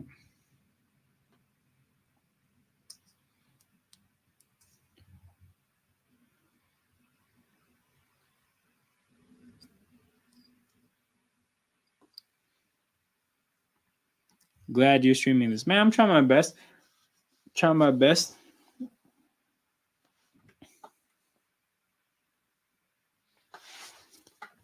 I tried Peacock and it's working fine. Yeah, I'm sure it's working fine because, like, bro, if you're going to have NFL traffic spilling into your platform, you're going to figure that out. Because I remember when NFL Sunday Ticket pivoted to YouTube TV, there was a lot of discussion about whether YouTube TV was going to be able to deal with all the traffic. Because apparently prior to this, YouTube TV would have issues with, like, normal shit. So now with all this traffic coming from the NFL, there were concerns. But I don't think YouTube TV had an outage at any point. Oh, Mike Edwards could have got another pick. Could have got 2 picks on the day. Tua's throwing it to him.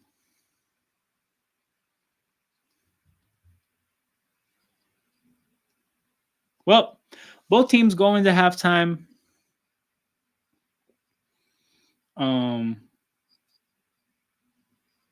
Yeah, both teams going to halftime. It's 16-7. It's a 9-point game.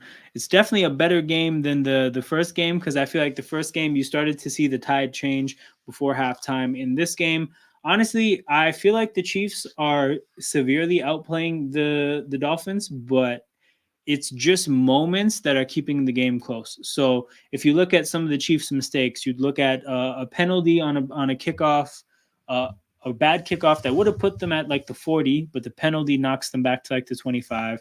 You look at Mecole Hardman not knowing where the ball is on an open go route. You look at a couple drops from Kelsey. You look at obviously the big play to Tyreek, which is, again, it's a moment for Miami. That's not something they've consistently been able to do because they haven't done it again. So it's a moment for Miami to get that deep shot to Tyreek. It's a couple moments here and there of Chiefs mistakes. These just little moments are keeping the game a 9-point game. I think the Dolphins are being outplayed to a degree of like, this could be a 20-point game if the Chiefs just didn't have bad moments. But the overall trend of the gameplay is this is not even close. So I don't think the Chiefs will have any trouble in the second half, but we'll see what happens. Shout out to everybody watching this live right now, whether you're watching this live or you're going to catch this on replay after the stream. You're appreciated regardless of how you support the content. And if you appreciate what I'm doing here and you want to support this, make sure you hit that like button and subscribe to the channel. Those are two very important forms of engagement for the growth of your YouTube channel. And that's what I'm trying to do here, people. YouTube cannot identify what good content is. They need your help. And the way you engage with content is their cue to push that content to other people. But with that out the way, yeah, I'm going to take a little break here. I'm going to just probably get some water and get myself set for the second half, and we'll come back. And if the game's not back yet, let me know in the chat if there's anything you guys want to talk about. I'll probably just talk about the head coaching situation and the vacancies and the bullshit that Tennessee did. And I lied. I don't think what Seattle did was bullshit. But yeah, we'll get that going. But if there's anything else you guys want to talk about, make sure you put that in the chat. This is funny. This is a talking point. We can do this after I come back. But yeah. Stay tapped in, people. I will be back.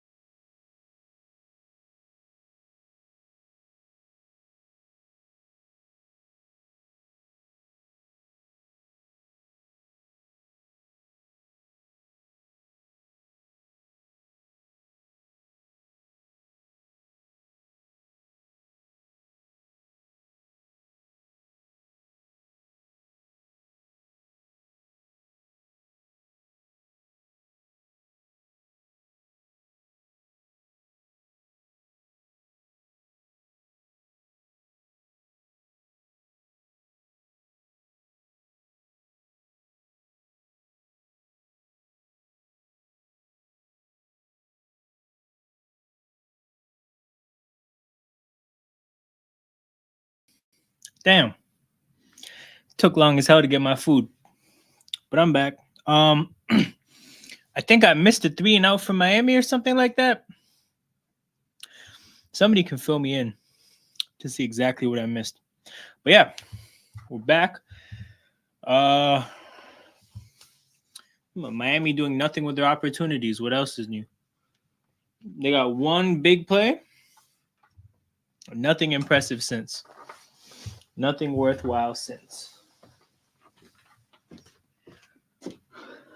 I was gonna get to this here. Welcome to life. Sorry. What do you think about Buffalo postponing the game, or was it the NFL? So, as for how I actually feel about them postponing the game, I will know tomorrow when we get a shot of what it's like in Buffalo during game time, and I guess what it would look like after game time. Because I believe NFL games should be moved if this safety of human beings going to games is compromised because the weather is just that bad. So we'll see if it's justified or not next week. But yeah, I think that it was the governor of New York State, is my understanding of who postponed it. And this has happened before. I believe the Pennsylvania government got involved when the Eagles had to play a game on Tuesday against Minnesota a while back, maybe like 10 years back now. So it happens. But it's just hilarious that that game got postponed, but this game is happening. Because like, of course, people aren't like, there's no risk of car accidents because of coldness, but somebody could freeze to death. Like, like that is possible. If a person does not take care of themselves, if they pass out drunk, if something like that happens, somebody could die here because of this cold. But it is what it is. Like, basically, because you don't have to worry about stuff like car accidents, like, they'll be fine. Or that's how they're looking at it. Like, they'll be fine. Let's just run this game. Damn. This ain't Kelsey wasn't down. That's a bad play. That's a very bad play by one of them. Who's number 33? Yeah, he's not down. His foot touches. That's a first down. His butt doesn't touch the ground.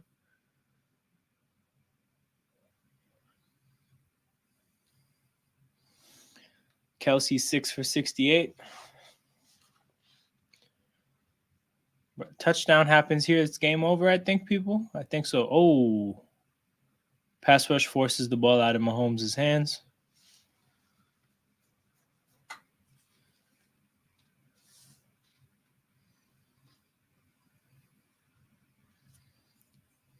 You're from Miramar. We got a viewer from Miramar. Shout out to you. Shout out to you. Welcome to life. We got a viewer from Miramar. That's amazing. Steelers in Miami. Oh, it might be a rough weekend for you. Might be a rough weekend for you. I think both your teams might get knocked out this weekend, but it is what it is. Your team's got to get knocked out at some point if they're not going to win the Super Bowl. But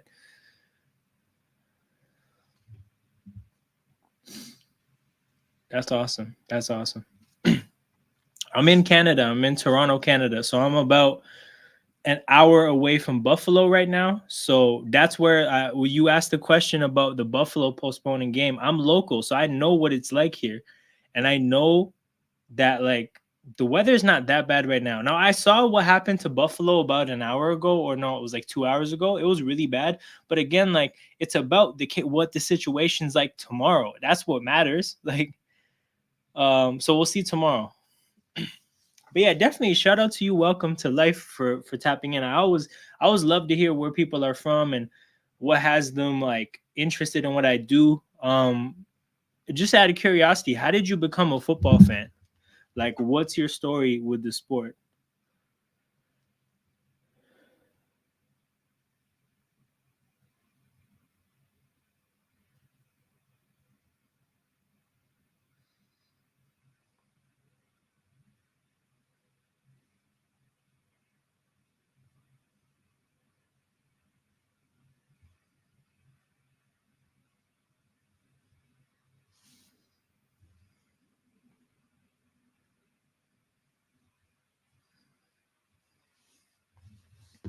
Oh, bro, I'm an Eagles fan. Yeah, my team's getting knocked out this week too, I think.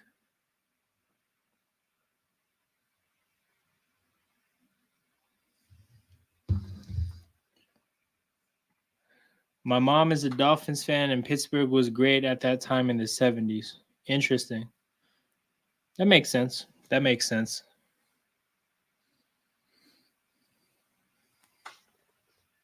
Because how far is Miramar? Like, is that South Florida or is it like Central?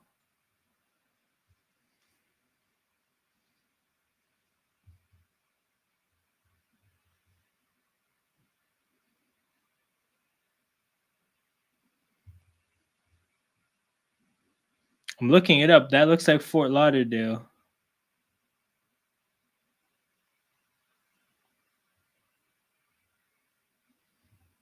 Yeah, you're close enough to Miami. Makes sense. Oh, you're near the stadium. Say less.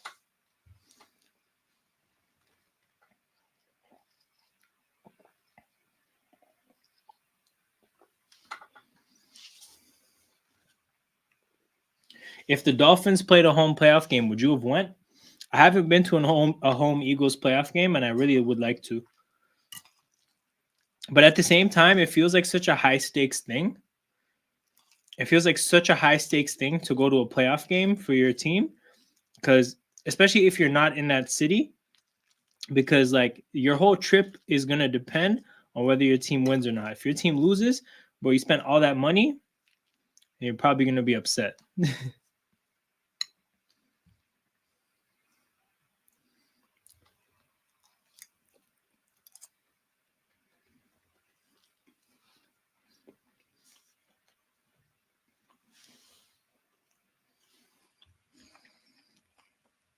Me and my kids like the Eagles and Jalen. Yeah, I mean, I think Jalen's a fairly likable player. Oh, damn, they're pushing this pile. Yo, Pacheco is. That's not even Pacheco. That's Clyde Edwards-Helaire. That guy's a violent runner. But yeah, it's not even Pacheco though. And Clyde Edwards-Helaire is not a violent runner.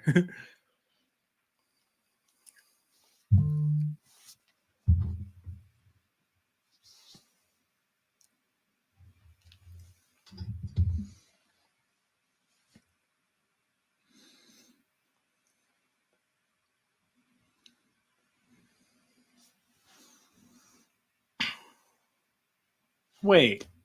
Oh, that's the Chiefs. I'm seeing 17 for 100 rushing stats, and Clyde Edwards-Helaire is on the screen, and I'm like, nah, they're not talking about him. But yeah, they're not. They're actually not talking about him. But yeah, I work with a Steelers fan too. That's tough. I think this year has been a tough year for Steelers fans in terms of like, yeah, your team's winning games, but like just tough to watch.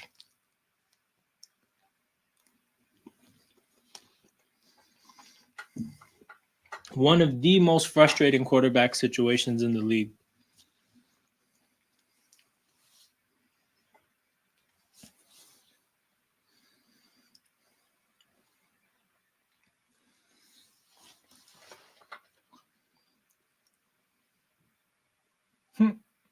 Crowd shot. We got you. We got people in blankets.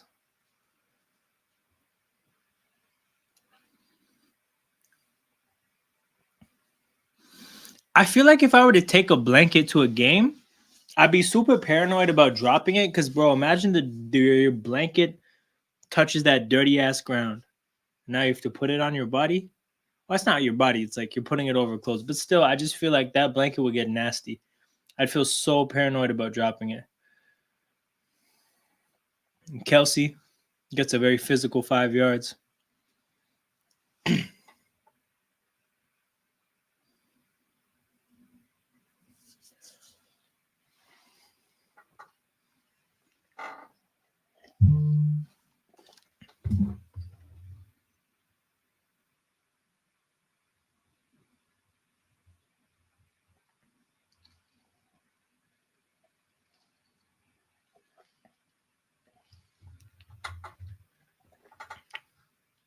Mahomes scrambles again, gets stood up at the 2-yard line.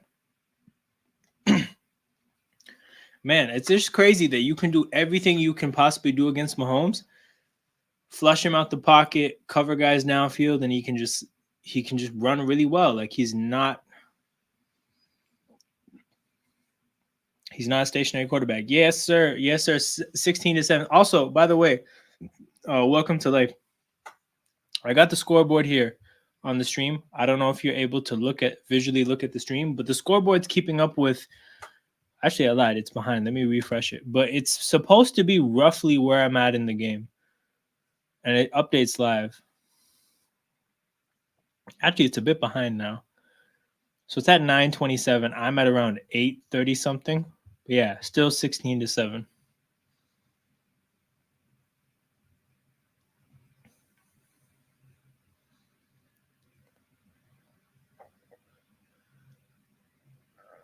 Damn, Mahomes' helmet broke.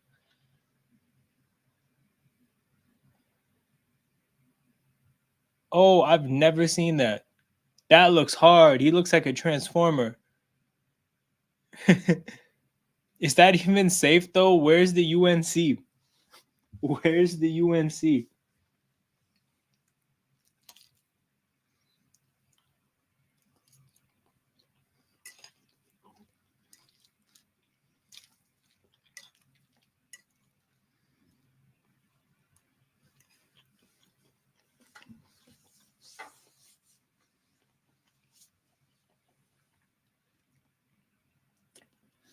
I wonder if that's actually his helmet though.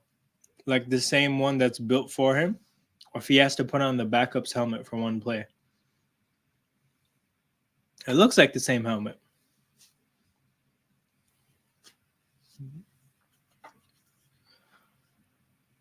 They're having to strap him up. That must not be his helmet.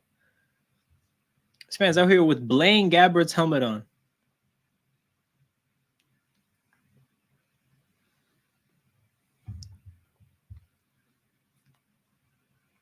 Mahomes chucks it at the back of the end zone. The play gets blown up. Probably they take a field goal, probably make it 19-7 here.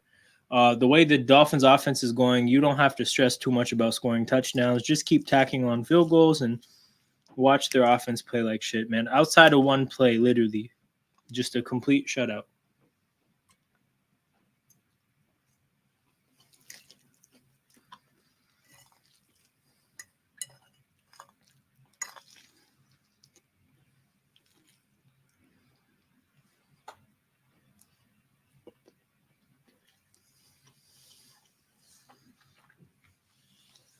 A 21-yard field goal.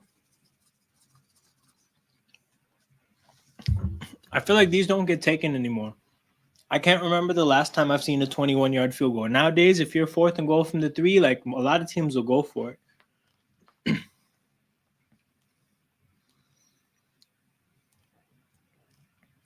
So it's a 12-point game. We're in the middle of the third.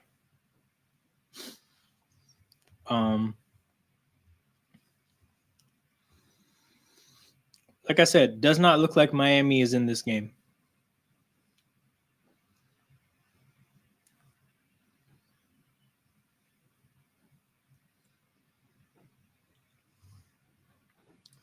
Chargers completed an interview for Ravens defensive coordinator. I've been worried about Miami's offense. What's Tyreek Hill doing? Yeah, so it looks like the Chiefs have done a good job of just throwing off the timing of Miami's offense, because a big part of Miami's offense is the timing of plays working. But it feels like Kansas City's doing a good job of making nothing like easy for them in terms of just like sometimes Tyreek, like on that fourth down, Tyreek ran the route and the play got him open, but the ball needed to be there at the moment he got open. And it came about a couple seconds late, and the defense had an opportunity to make a play on the ball. Yeah, Tua is playing awfully. Tua's not playing good ball right now. And that's bad for them. That's really, really bad for them. Again, they need everybody. Like a team like Miami, they need the running game to work. They need Tua to be playing well. And obviously they need Tyreek to be doing his thing. But A game like this, it's frigid. It's on the road. It's a big game at the end of the year, and Tua's not doing well. This is the criticism against a player like Tua, and he is not defeating the allegations. Out here playing like ass right now.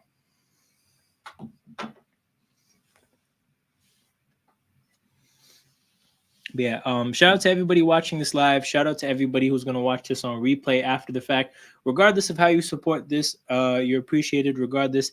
And if you appreciate what I'm doing here and want to like further support the channel, make sure you hit that like button and subscribe to the channel. Those are two very important forms of engagement for the growth of a YouTube channel. YouTube does not know how to identify good content, so it needs your help with that. The more you engage with content, the more YouTube pushes it to other people, and that's how channels get big. So like I said, if you want to support what's going on, that's your way to do it. The content is free, but I accept payment in the form of engagement. That's what we're doing here, people. It looks like they're sorting out this Mahomes helmet issue. The helmet that he's putting on looks like it doesn't fit him. Like I said, I wondered if there's just a backup helmet for every player. But yeah, that looks like it's small. It looks like he's putting a kid's helmet on. So yeah, Miami ball, 7.5 minutes to go. Something has to happen, man. They need a big play. They've been a moments team in this game so far. Like all their big plays come in moments. They haven't been able to sustain stuff. So it's looking like they're going to need a big play. All this short game stuff to their playmakers, it's not working.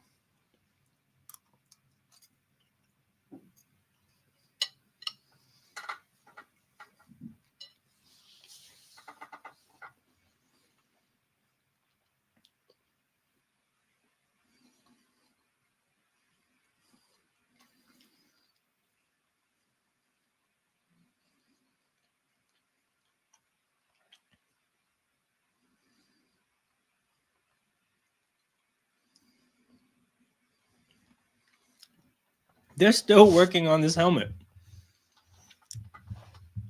I can't believe this is this complicated of an issue, but it really seems like it is. They do not have a backup Mahomes helmet.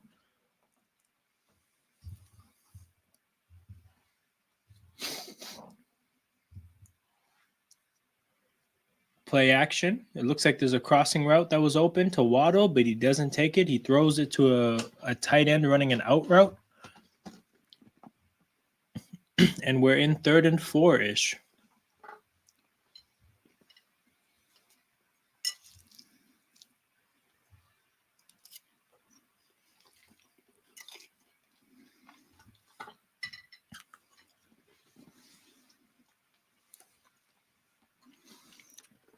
Well, looks like it's 3rd and 2, not 3rd and 4.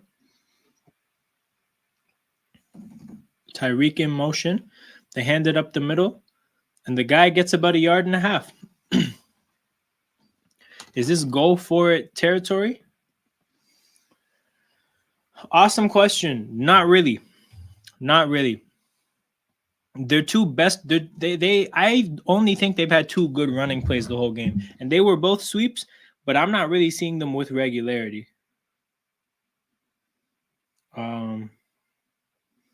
Yeah, Dolphins running backs in this game, bro. 11 rushes for 38 yards, and I think they got about 13 of those on 2 runs. So you're looking at 9 for 25 outside of that. 4th and inches, they run it up the middle for 3 yards. So at least they don't turn it over. Achane up the middle.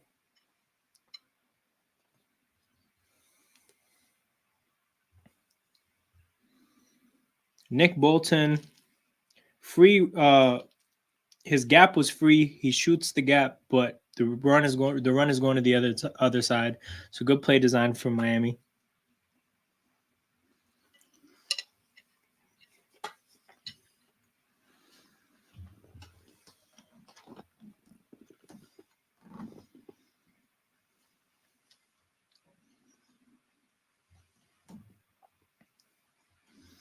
No yards for Achane on a run on 1st down.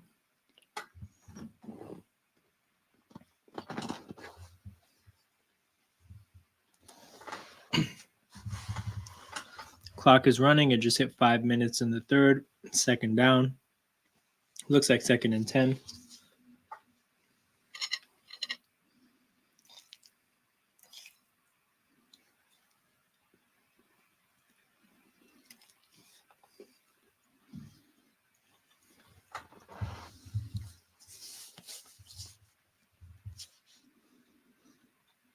Tua.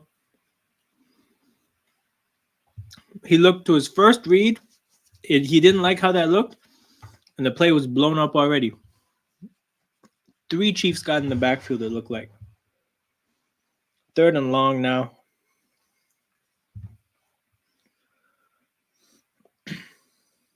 Karlaftis, Chris Jones,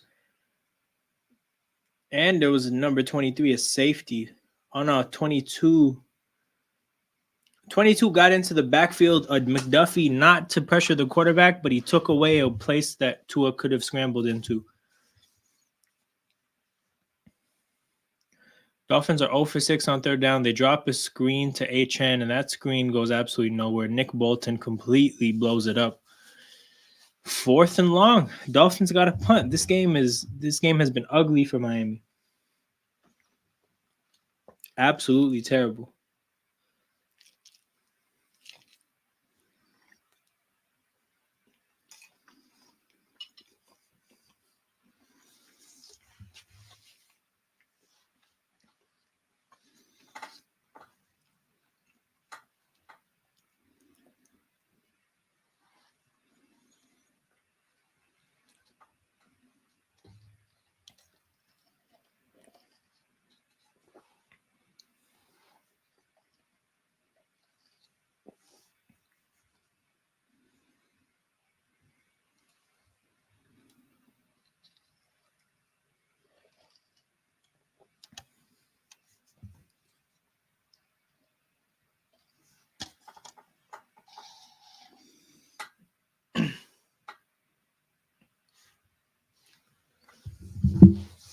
Like again, I wish there was a way. Oh, great question. What do the Dolphins do next season? You can't make major changes in the way of your like receivers or your quarterback or your running back, really. I would say the offensive line needs the work from a personnel standpoint. The coach needs to change up what he's doing because it's not versatile enough. Like it's not. I don't think Miami can win ugly games against good teams in big moments. I think you need to have a kind of a way of playing offense that's less dependent on like the play working perfectly and the timing being perfect and like things have to work when things aren't so perfect a little bit better, and that's on the coach. And then if provided those things happen, Tua just has to step up and Tua just has to be better. Like they're not going to get rid of him. He just has to be better.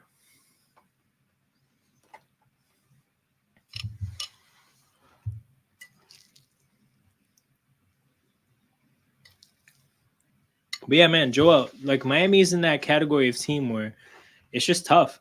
Like it's a tough spot to be. You've put a lot of your chips into the table. You've made a lot of your moves to get good, and you're just not good enough. Like, what do you do from there? It's tough.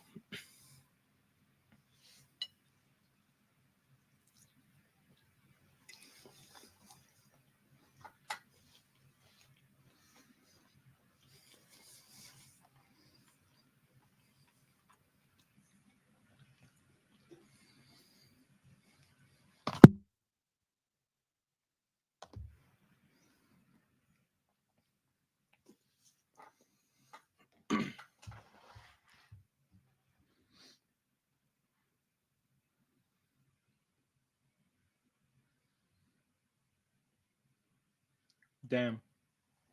Camera shot of the broken Mahomes helmet. Put that shit in the Hall of Fame, or put that shit in the Chiefs Hall of Fame. Do something with that helmet. Don't just get rid of it, because that's sick.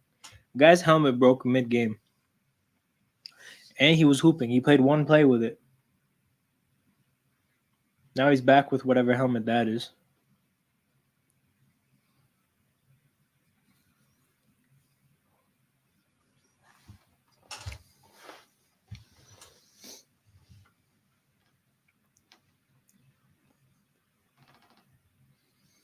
Second and 13 for the Chiefs.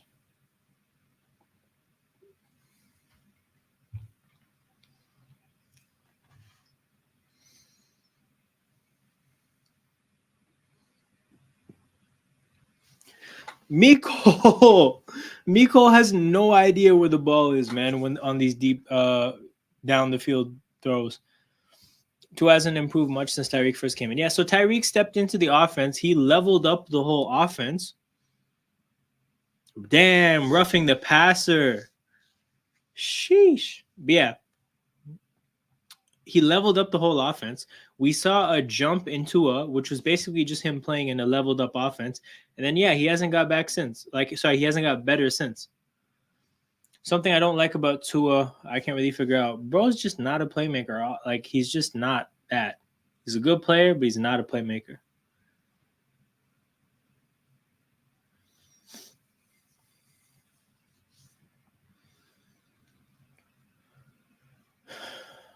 Mahomes, quick slant to Watson, easy first down.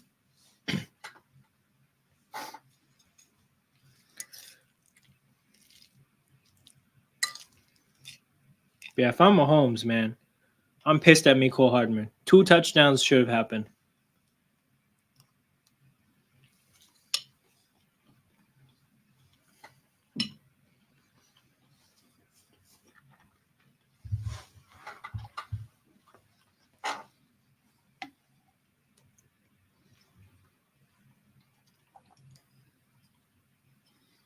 Pacheco, not going down easy.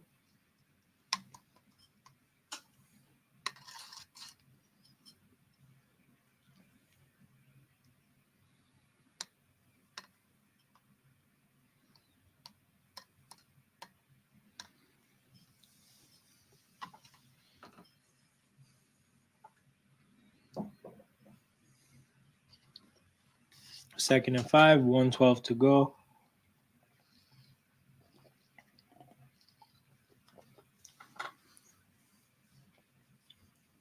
Mahomes. Slant to Ramsey, who tries to make a play on the ball. He just can't get there.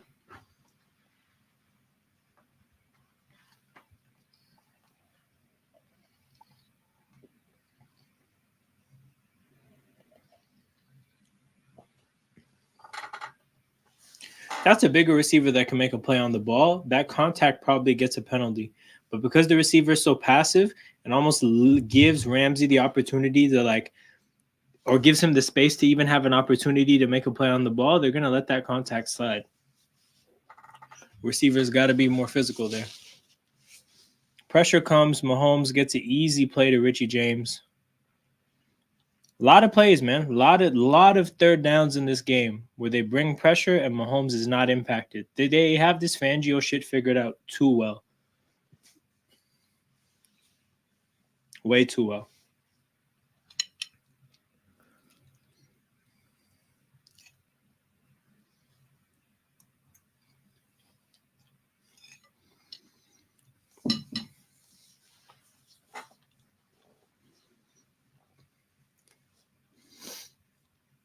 Pacheco.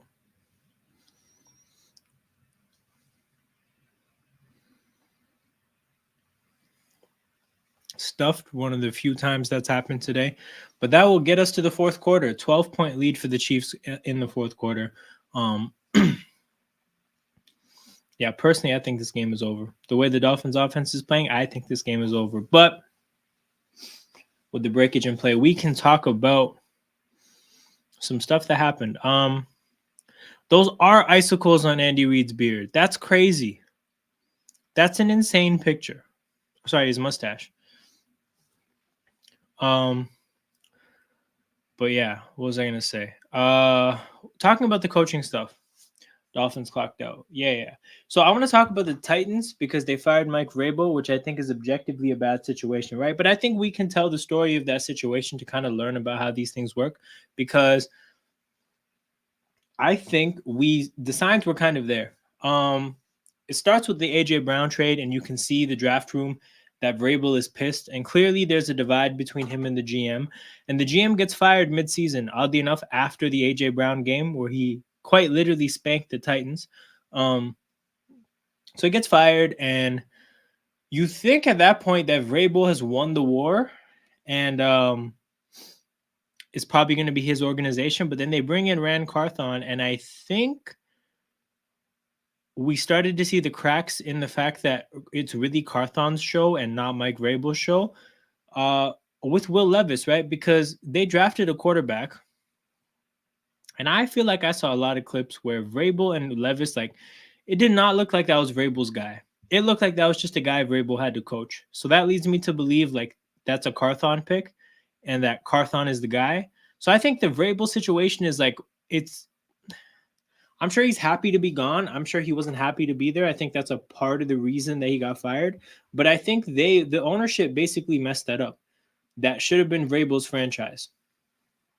Vrabel has done enough as a coach for you to like give him the keys to your organization, especially a team like the Titans, a franchise that really like they're not on anything.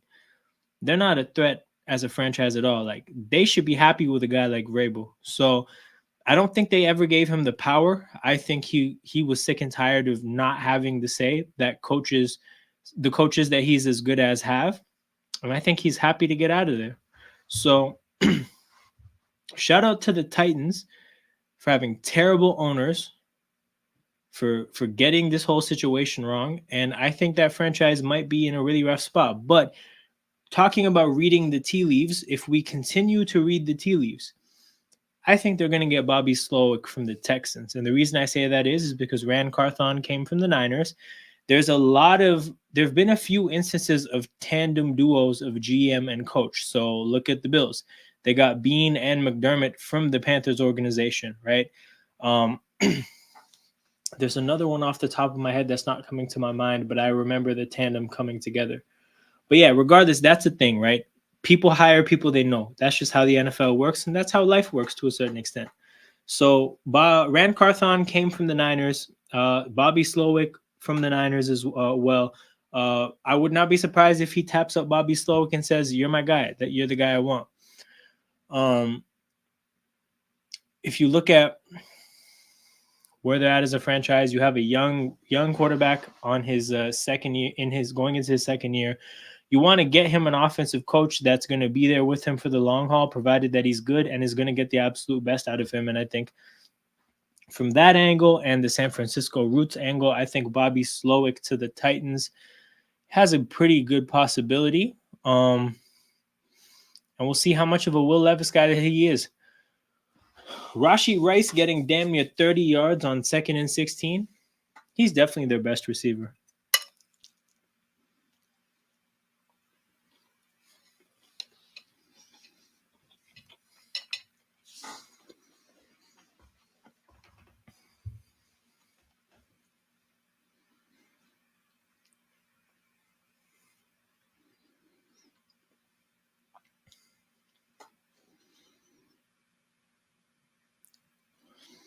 Rashee Rice has 8 for 130. I know he's having a good game. I did not know he was hooping like that.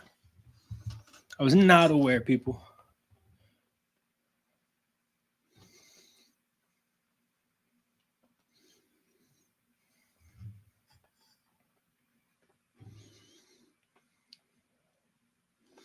Second rookie to have 100 more receiving yards in a postseason game for the Chiefs. Who the hell is Elmo Wright?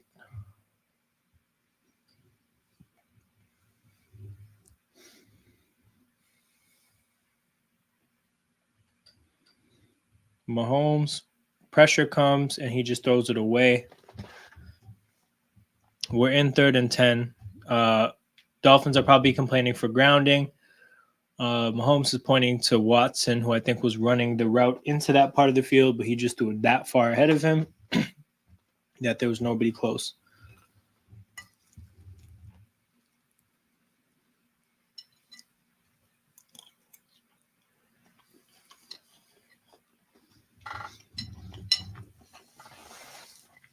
Well, the referees gathered, and they're throwing grounding. Yep, intentional grounding.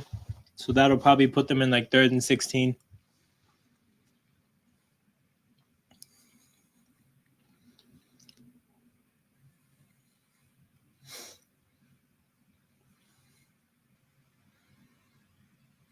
Yeah, that's grounding. That's not to Watson. That's a very much grounding.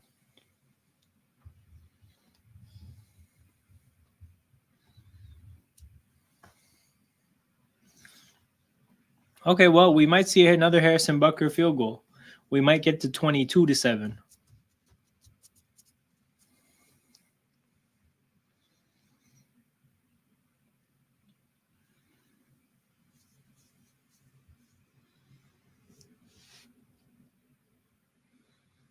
That's a lot of holding from the left tackle.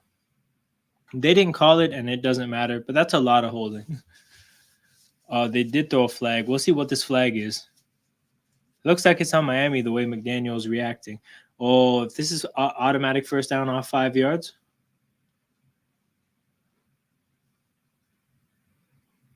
Roughing the passer. What a terrible mistake if that happened. Also, there's holding. So the part I said about that holding not mattering doesn't matter. Like, that's wrong now. That holding does matter because these should be offsetting penalties.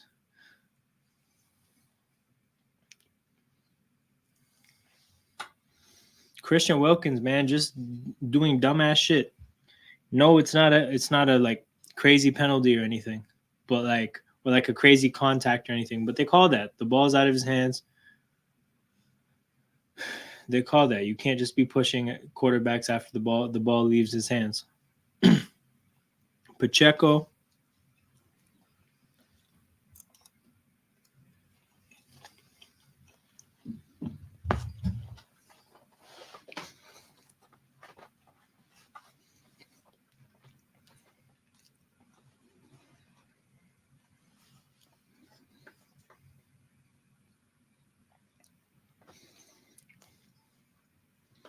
$11 plays for 62. That's a lot of plays for only have 62.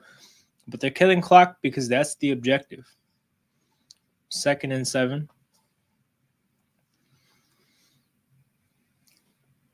Mahomes, handoff to Pacheco. Runs right into a lineman, but it looks like he would have ran for a good like 6-7 yards if he didn't. He actually ran into his own lineman with some force.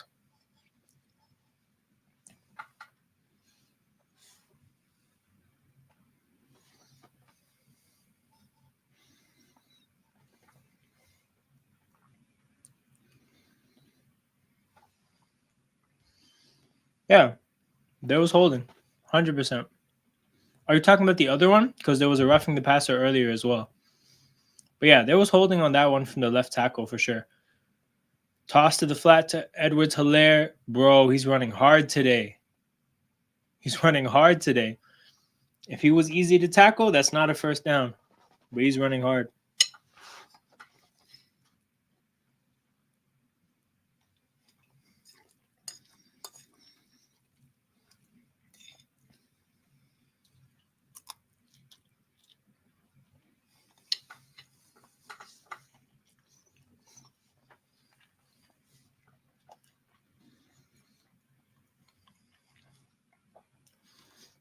Awesome job keeping his knees off the ground.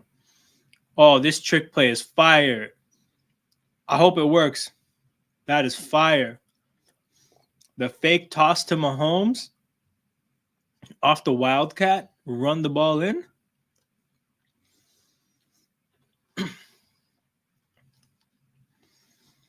Just doing dumb shit at the goal line, man. I love it. They should put these plays into Madden. They should have a Chiefs goal line package playbook with all the wild shit that they do.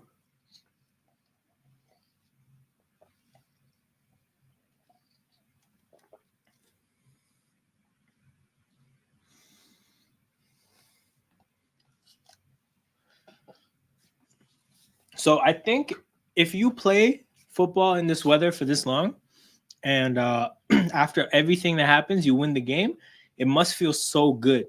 Because like all the sacrifice to result in a win, I feel like that must feel amazing, right? But on the other side, if you do all this and you lose, that must be a different kind of depression. Especially if you're the road team and you have to take a flight home. You're going to be all like your sleep cycle's all messed up. You're taking that flight at night. Oh my God. That would feel like hell. The stakes for the mental health would be crazy in a game like this.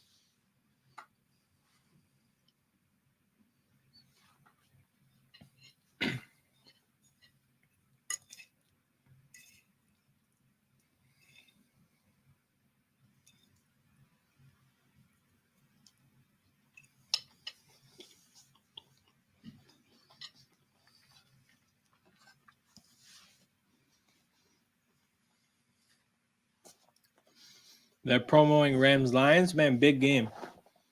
And I was checking the group chat. It looks like we'll have some people on stream tomorrow for that game too, so should be exciting. At least the Dolphins get to return to Miami. That's true, bro. That's true. If after everything I just said about the depression that losing in this game would be like, for the place you're flying to be Miami, that's the one of the best places you could be flying to in this kind of situation.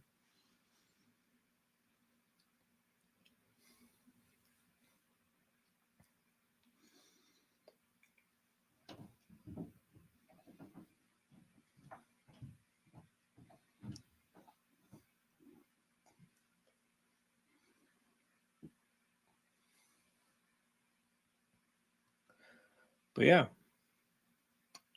Camera pans to Christian Wilkins, who made it a 3-score game. It could have been a 15-point game had he not roughed the passer. Also could have been a 15-point game if they just called holding.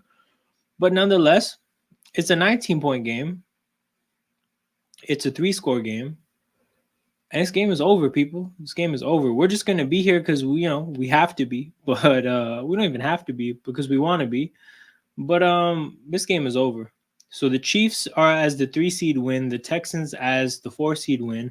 All expectations are the Bills are going to win as the 2 seed. So every home team, all the divisional winners, they would win in the wild card round. So the divisional round in the AFC would literally be the divisional round. So yeah, interesting how that would pan out.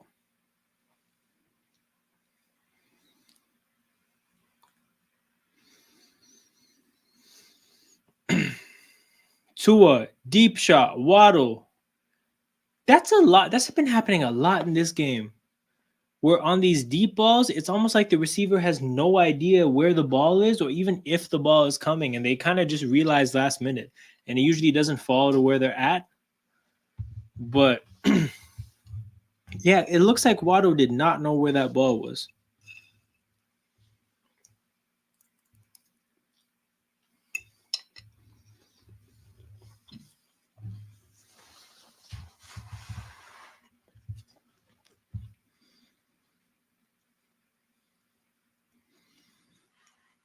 Tua, Tyreek.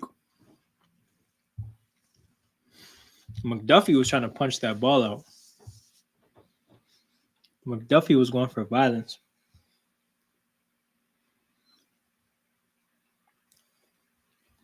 Nick Bolton is so good, man. Nick Bolton is awesome.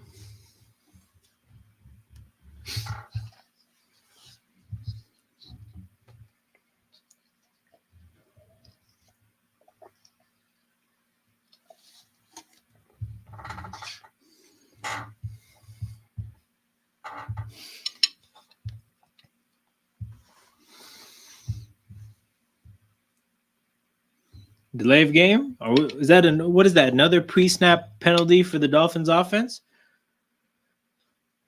Crazy. It's not like that happens with regularity whenever they play. But it never gets fixed.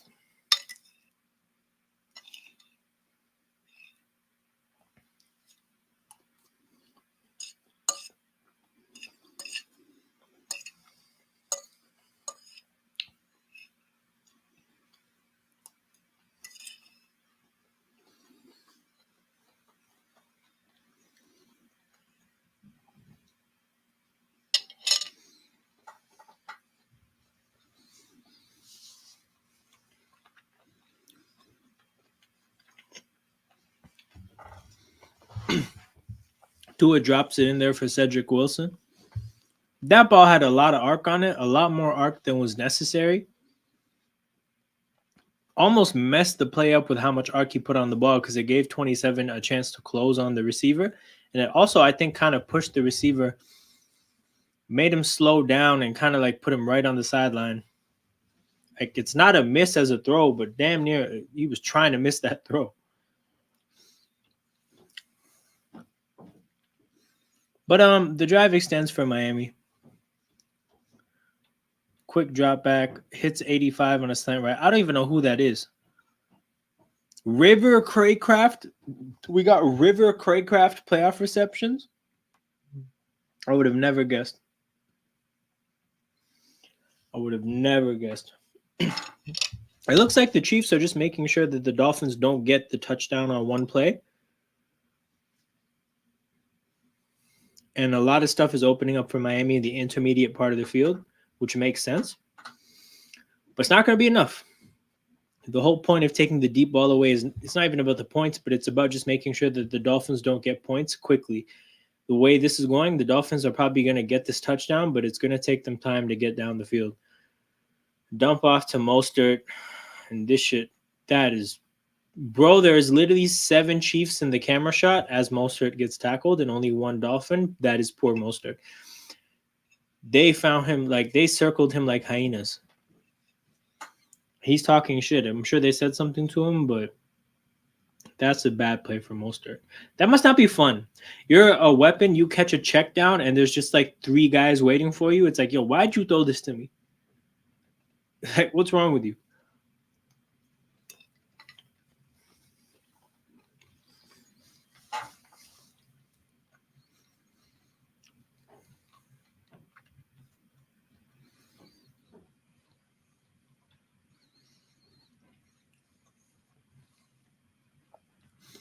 Tua scrambles for 11. He now has an 11-yard run and a 10-yard run. And honestly, that might be the 2 longest runs for the Dolphins. I'm not joking. I'm actually going to look this up.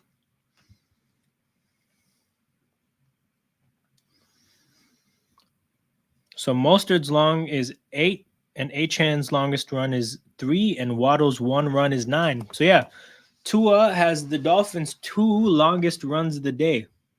That is how depressingly bad the Dolphins' running game has been. Tua, deep shot, throws into double coverage to Tyreek Hill, and L'Jarius Sneed almost comes up with an amazing interception. That would have been a hell of a highlight if he could grab that.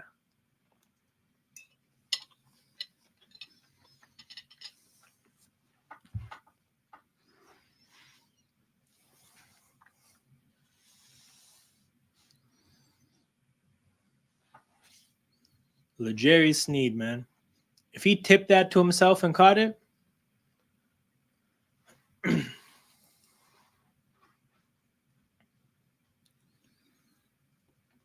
bro, at least because I'm seeing Welcome to Life reacted to it, but at least the Dolphins get to return to Miami is like very much the story of Miami, like, and the story of this game. This is a depressing game for them, but at least they get to go back to Miami.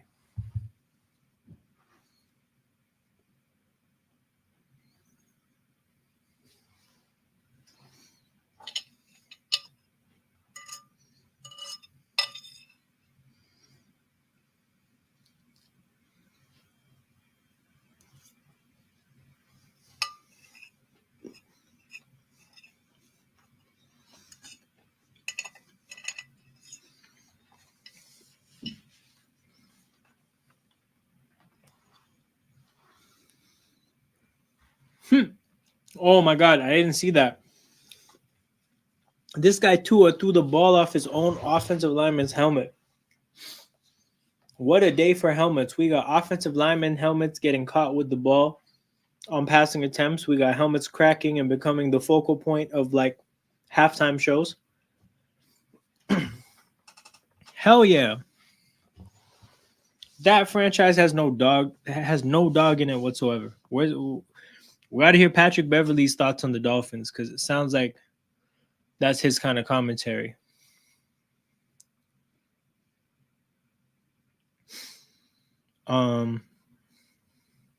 Bucker's game last week. I think he had 2 kicks last week.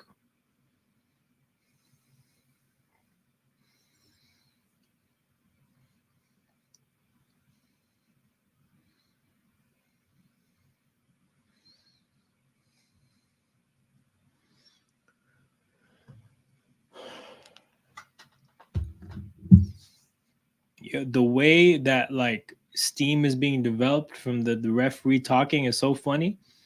It is cold out there. Yeah, all the dog in Miami went to the Heat instead of the Marlins and Dolphins. Facts. The Heat are the only team there have managed to like capture a culture that's not reflective of Miami itself, which makes sense. That would be very needed. Like if you're in Miami, you may as well be the kind of team that's making sure their players like make certain weights and whatnot. It would be very necessary.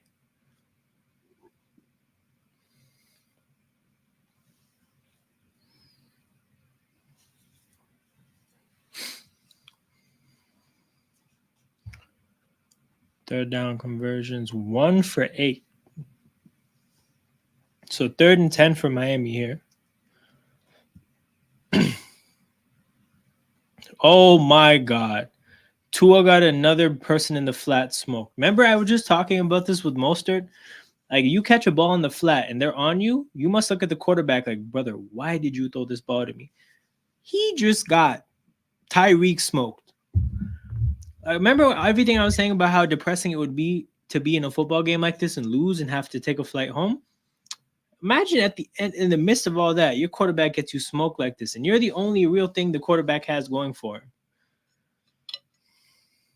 If that happened to me and I'm Tyreek, I'm going to Tua and I'm being like, yo, I need your game check. I need your game check. You take away my 60-yard touchdown, your stats are some of the worst in playoff history. And you got me smoked. I'm like, yo, Tua, run your pockets. Bro, are we throwing slants on 4th and 16?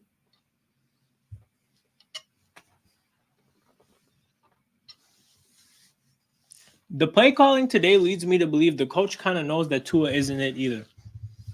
Because, like, if you were here during the beginning of the stream, shout out to you. But, like, the first 10 plays, they didn't do anything with Tua down the field. It was like 6 running plays, 5 or 6 running plays. No. 5 or 6 running plays, 2 screens, and 2 checkdowns. The average depth of the target may have been behind the line of scrimmage. Because one of their screens was maybe 1 or 2 yards above, in front of the line of scrimmage, but like a lot of passes to guys behind the line of scrimmage, a lot of runs. But and this is where, again, if you watch the beginning of the stream, I'm watching it and I'm like, dude, this does not look like a team that actually believes in their quarterback. And everything he's done in this game justifies any lack of belief that the coach might have. He's not it.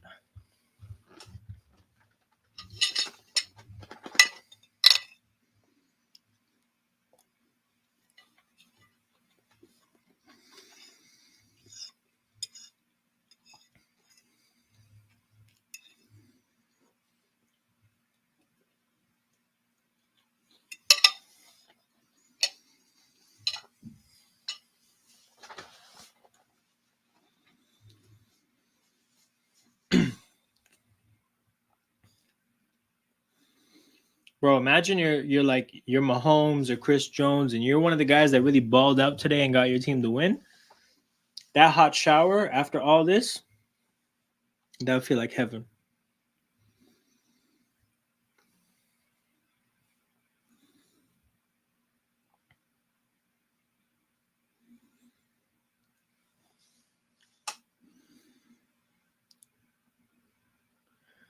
Shots to Taylor Swift, as always. Or shots of Taylor Swift. Camera pans to Taylor Swift. Put those two things together. But yeah.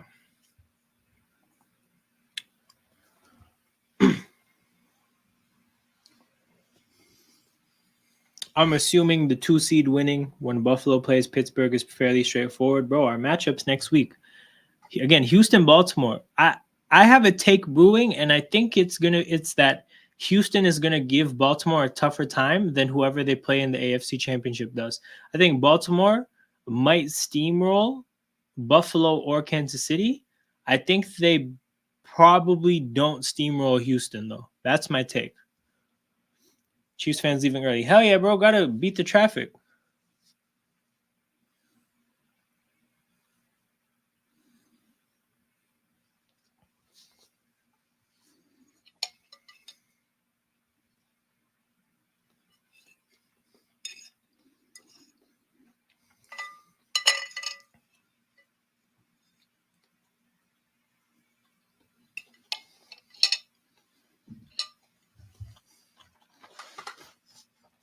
I didn't know, but Kyle Juszczyk's wife designed those jackets for Brittany Mahomes and Taylor Swift.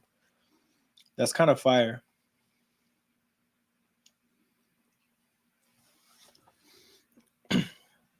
Taylor Swift is really bringing the women of the NFL community together.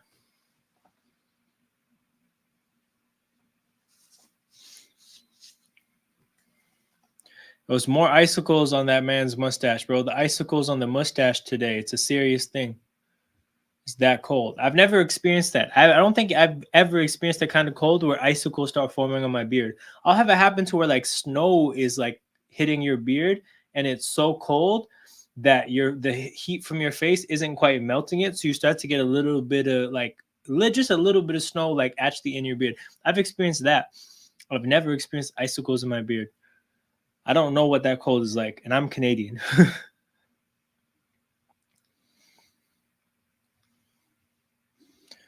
4th and 5, Chiefs punt. But yeah, this game is over. Honestly,